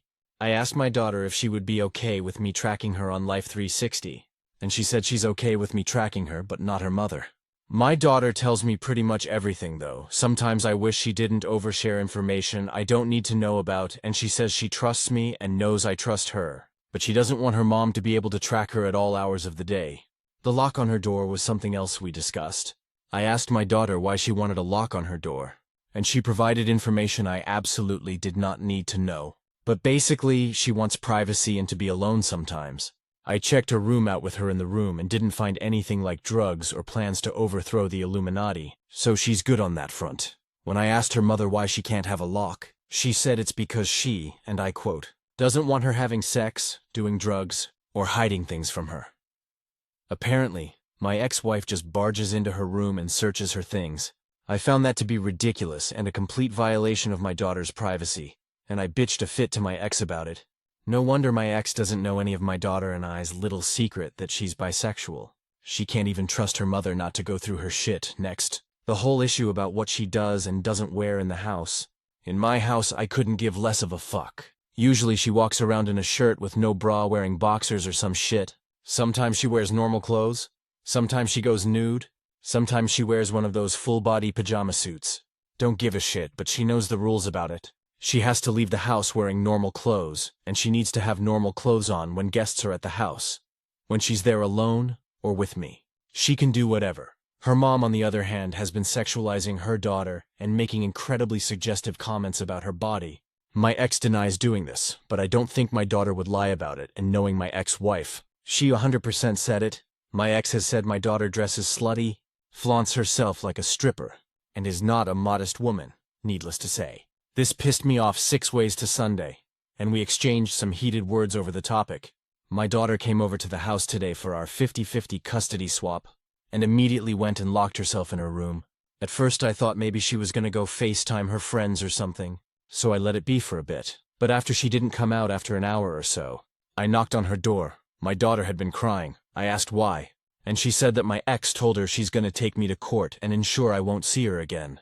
Just got done consoling my heartbroken daughter, typing all of this out with her tears and snot on my nice shirt. There's the update. I say game on to my fucking bitch-ass ex-wife. Comments, commenter 1. Oh my, your daughter is 16 and doesn't want to live with her. Your ex is going to get a nasty surprise. Commenter 2. The mom is going to be crying to everyone about how her daughter cut her off. Thank goodness this girl has one good parent. Commenter 3. Unfortunately, you really do need to file for primary custody. Your daughter is old enough that her request would be considered. And absolutely testify to everything ex has been saying to daughter. Your ex has developed an unhealthy script in her mind about your daughter, when in fact, your daughter is doing completely normal teenage behavior. Do the best for your daughter while you can. And don't be surprised if she rarely visits her mother. Commenter 4. I grew up with a mother like this, and middle school, middle of college was awful for me, and I ended up going nuts and doing stupid things, including drugs. I got myself together after meeting my now husband and moving out. If she doesn't not leave that house soon, I am 85% sure she will go down the path I did. Get full custody as soon as you can. Commenter 5.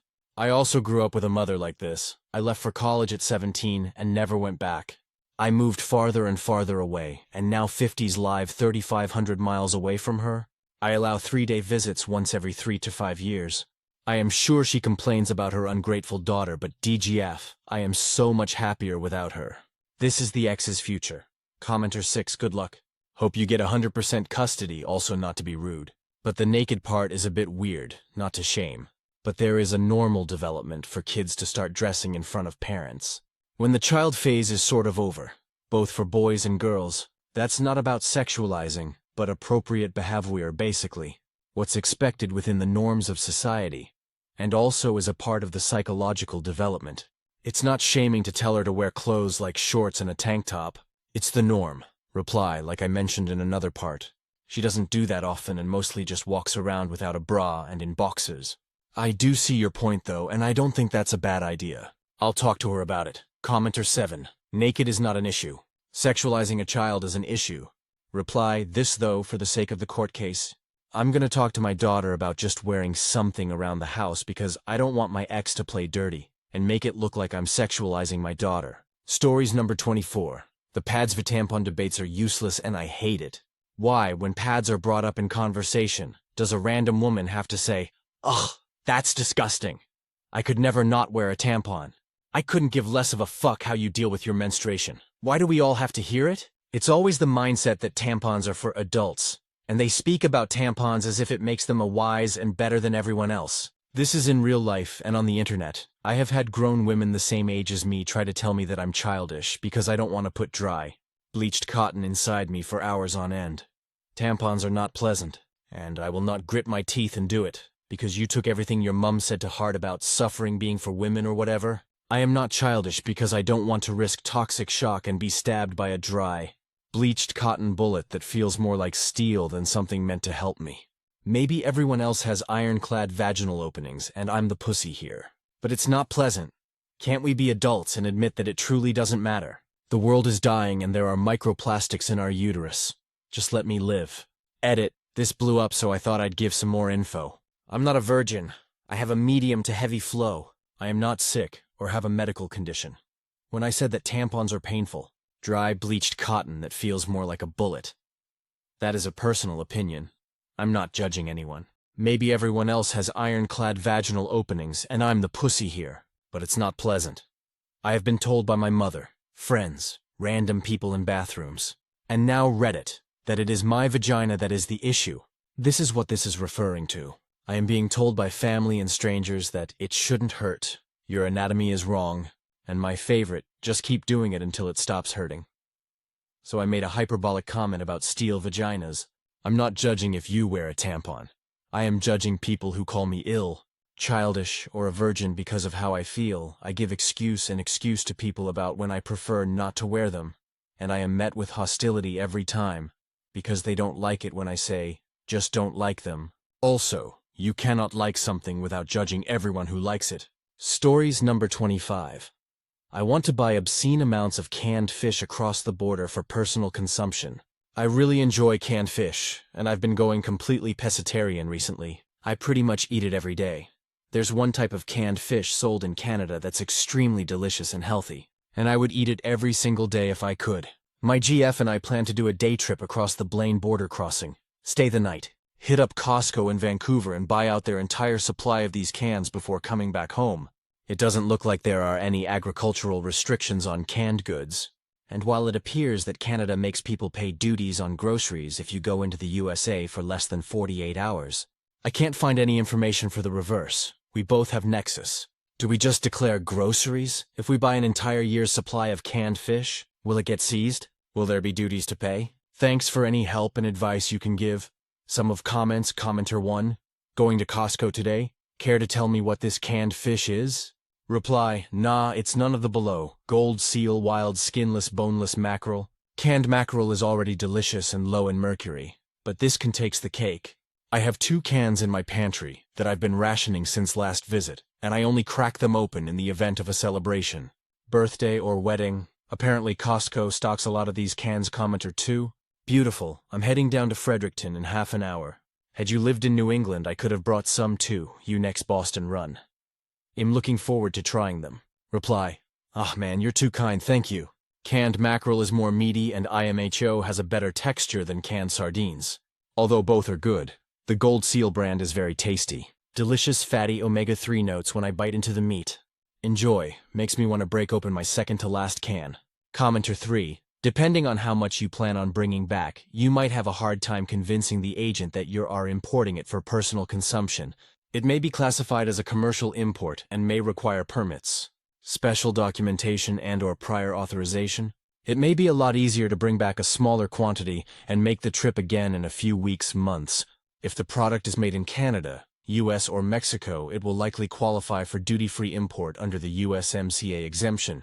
If it's made in another country, then you will likely have to pay duties to import it. Reply, looks like it's canned in Poland. The last thing I want to do is abandon these valuable cans for bringing too much. I'll declare $200 of groceries or something. But if they look at the receipt, it'll be $200 of canned mackerel. Oop, replies again. Edit, long-jumping tadpole below contradicted these claims, saying that there are no tariffs if it's under $200 in value. Is that true? Is there a rule about the monetary value of the foods? Commenter 4. A product of Poland would be subject to a 15% tariff at the border. Canned mackerel should fall under HS code and is also subject to a 3% general duty at the border. Officers have discretion to charge you or not, but you should be ready to pay. Reply, fuck. I guess the only thing I can do is bring back a reasonable amount in a Costco haul that will only last me like 3 weeks without aggressive rationing. Thanks for the information, though, commenter 5. Yeah, $200 is your basic exemption, but $200 is likely not enough if you plan of buying the entire Costco stock or bringing back 50 lbs of it. If you bring back more than $200, then the exemption does not apply, and the duty will be assessed on the actual value, not just on the part over $200.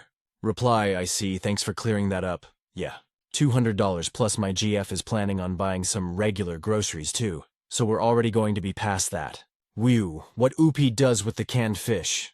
Uncan it, lay it on a bed of rice, blast the hell out of it with a torch to get that woke hay flavor, and add some furikake seasoning, egg, chopped seaweed and avocado, with some grilled onion and bell peppers. Eat that once a day, eat nothing else, and work out, run every day. I've never been this lean before, and I'm starting to see the faintest outline of abs appear, which has never happened before. My body fat has always been a bit too high for that update post. Hopefully an update post is allowed considering how incredulous people were at the nature of the previous post. And the general consensus there, I'll explain below what happened at the border on my way back into the US. Image, a shit ton of cans. Jackpot. I drove up to BC. Found that Costco did not stock any of this kind of canned mackerel like I suspected. Bummer. Right next door was this massive store that looked like a Fred Meyer's Walmart blend called Real Canadian Superstore. I went in there kind of half dejected, being sure I wasn't going to find anything I wanted, and went to the canned fish section. Lo and behold, on the top shelf was a whole stack of the Gold Seal brand that I was searching for. I spent the next 4 or 5 hours going to multiple Real Canadian Superstores and Save On Foods in the area, buying out their entire stock of the Gold Seal cans, which was usually only 24 cans each. I think I spent around $290 USD on all these cans. Finally, I had almost 100 cans accumulated, which was a huge win. This can easily last me months without significant rationing 2 cans per meal. Maybe having a gold seal meal 4 times a week and sardines or fresh fish 3 times a week. So about 3 months unless I taper off the OMAD canned fish diet before then. I only do the diet on weekdays, which would stretch this supply for months longer. When I came back to the border, I had all the fish cans in my trunk interspersed with my luggage. The border guard asked us what we had. I told him we had some snacks. He asked what kind of snacks. I told him we had bought some Korean sweets, ramen noodles, and canned fish. He asked about alcohol, which I didn't have, and that was that edit. Because the above paragraph is causing controversy and accusations of dishonesty. Let me add some additional information. I drove up with the receipts in my hand from all the stores I had visited, including non-canned fish items I purchased. The agent didn't seem interested in my snacks or my canned fish and asked about any other items I had, like alcohol or commercial items. Obviously, I had none of that, which is why the interaction was so straightforward. Monetary amounts receipts were right there in my hand if he had asked for them. I just didn't volunteer any extra information that wasn't required to answer his question TLDR. Not only was crossing the border no big deal at all, and I was worrying myself for no reason. The fish I wanted turned out to be extremely ubiquitous in Canada and easily obtainable, and I was able to get 100 cans. Some of commenter 1. I'm glad that you managed to cross without incident, but some and snacks are certainly not representative of what you did have with you. I suspect that would have been challenged at any secondary inspection, or even had they taken a quick look at your items. Reply. If they asked more questions about my canned fish, I would have given them truthful answers. Then what? I have to pay a 15% duty if the officer decides I should? Okay, fine, I'll pay it. No lying here. Just not immediately blurting out, OMG, I have obscene amounts of canned fish in my trunk. This sub always says to give truthful answers, but not volunteer any additional information than what they ask for. Commenter 2. Hello, this is U.S. Border Security. If you could call us at 555-3267, that would be great. Reply. Sorry, officer, you can't have any. Commenter 3. Brother, if you phone ahead to such places, they'll put in a bulk order for you so you aren't emptying their shelves, and you can just pick it up from the back loading dock. Reply. I'll use this next time. Hopefully this will come in handy for me when my current supplies run out. OP ads. They said that they resupply daily to the many commenters asking about mercury levels. Canned Atlantic mackerel like this has like 0.05 ppm of mercury, according to the FDA. It has some of the lowest amounts of mercury in any seafood. Canned sardines are even lower, but all of these are a far cry from high mercury fish like tuna. I completely misread a situation with my neighbor and made it so much worse. Okay. So I need to preface this by saying that I genuinely didn't mean to be rude or creepy or anything like that. I'm a 32-year-old guy living in a quiet suburban neighborhood just outside of Columbus, Ohio. I moved here about a year ago, trying to settle down after years of moving around for work. It's one of those neighborhoods where people wave to each other while mowing lawns, borrow sugar, and make small talk over trash cans on collection day. My immediate next-door neighbor is a woman named Lauren. She's probably around 28 or 29, super friendly, the kind of person who remembers your dog's name and brings cookies to new residents. She moved in about 6 months after I did, and we'd always had those casual, friendly exchanges. Nothing flirty or deep, just neighborly chats about weather, deliveries, or how terrible the HOA can be. I'd occasionally see her with a guy who I assumed was her boyfriend. He was maybe in his mid-40s, a bit older than her, with graying hair and a calm, quiet demeanor. The first time I saw them together, they were unloading furniture from a U-Haul. She was directing. He was carrying boxes and assembling stuff. He seemed patient and kind, and she looked happy. Here's where everything went wrong. A few days after that move-in day, I was outside watering my plants when I saw the guy walking up the driveway again. Lauren wasn't around, and he had a toolbox in hand. He smiled and said, "Hey, how's it going?" And I smiled back and said something like, "Good, you helping your daughter settle in okay?" He froze, like actually froze. He blinked a couple times, gave this weird forced chuckle, and said, she's not my daughter," and that's when my stomach dropped. I instantly realized my mistake. I had assumed, based on the age gap and their dynamic, that he was her dad or something, but apparently they were dating, and now I had basically called him old enough to be her father to his face. I tried to backpedal, stammering something like, "Oh, sorry.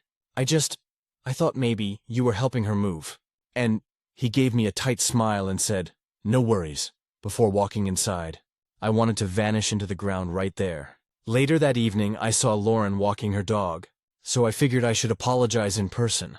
I jogged over and said, "Hey, Lauren, I think I might have accidentally insulted your boyfriend earlier. I'm really sorry. I thought he was your dad when I saw you guys moving in." She laughed, but it was one of those awkward, unsure laughs. "Oh, that's okay. You're not the first person who said that," she said, kind of brushing it off. I laughed too, nervously, and said, "Yeah, I guess that happens a lot, huh?"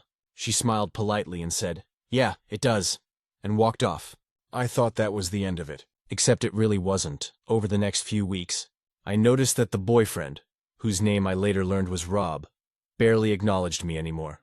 Before he'd wave or nod, now he just looked away. Lauren still said hi occasionally, but things felt weird. One afternoon, while taking out my trash, I overheard them arguing. Their kitchen window faces my driveway, and though I wasn't trying to eavesdrop, their voices carried Lauren. "It doesn't matter what the neighbors think, Rob. Of course it matters. Do you know how that sounds? That guy thought I was your father. That's how it looks, Lauren. You're overreacting, Rob." "No, I'm not. This is exactly why I don't like the age gap conversations. Everyone assumes things."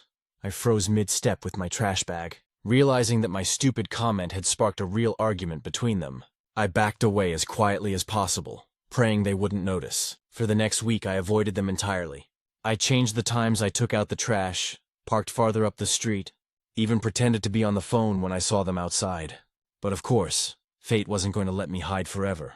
A few days later, I was walking back from the grocery store when I saw Rob in the driveway, working on his car. He looked up at me, and before I could pretend not to notice, he said, "Hey, can we talk for a second?" I swallowed hard and said, "Yeah, sure." He wiped his hands on a rag and said, "Look, I know you didn't mean anything by what you said. I get it. It's just, people make assumptions all the time." "About us? About me?" I nodded, feeling awful. "Yeah, I really didn't mean to insult you. I honestly thought she was your daughter because of the moving day thing." "I wasn't thinking." He sighed. "Yeah, happens more than you'd think. I've got gray hair and she looks young. So people talk." I apologized again, and he gave a small shrug. "Don't worry about it, just maybe be careful next time," I agreed, and that was that. We shook hands, and I thought, finally, things could go back to normal. Except a month later, I found out they broke up. Lauren told me herself when we bumped into each other at the mailbox. She looked sad but composed. "Yeah, Rob and I decided to go our separate ways," she said softly. I said I was sorry to hear that, and then, like an idiot, my brain-to-mouth filter completely failed again. I said, "Oh no. Was it because of the whole dad thing?" Her eyes widened slightly, and I could feel the instant regret radiating off me. "No," she said quickly, shaking her head.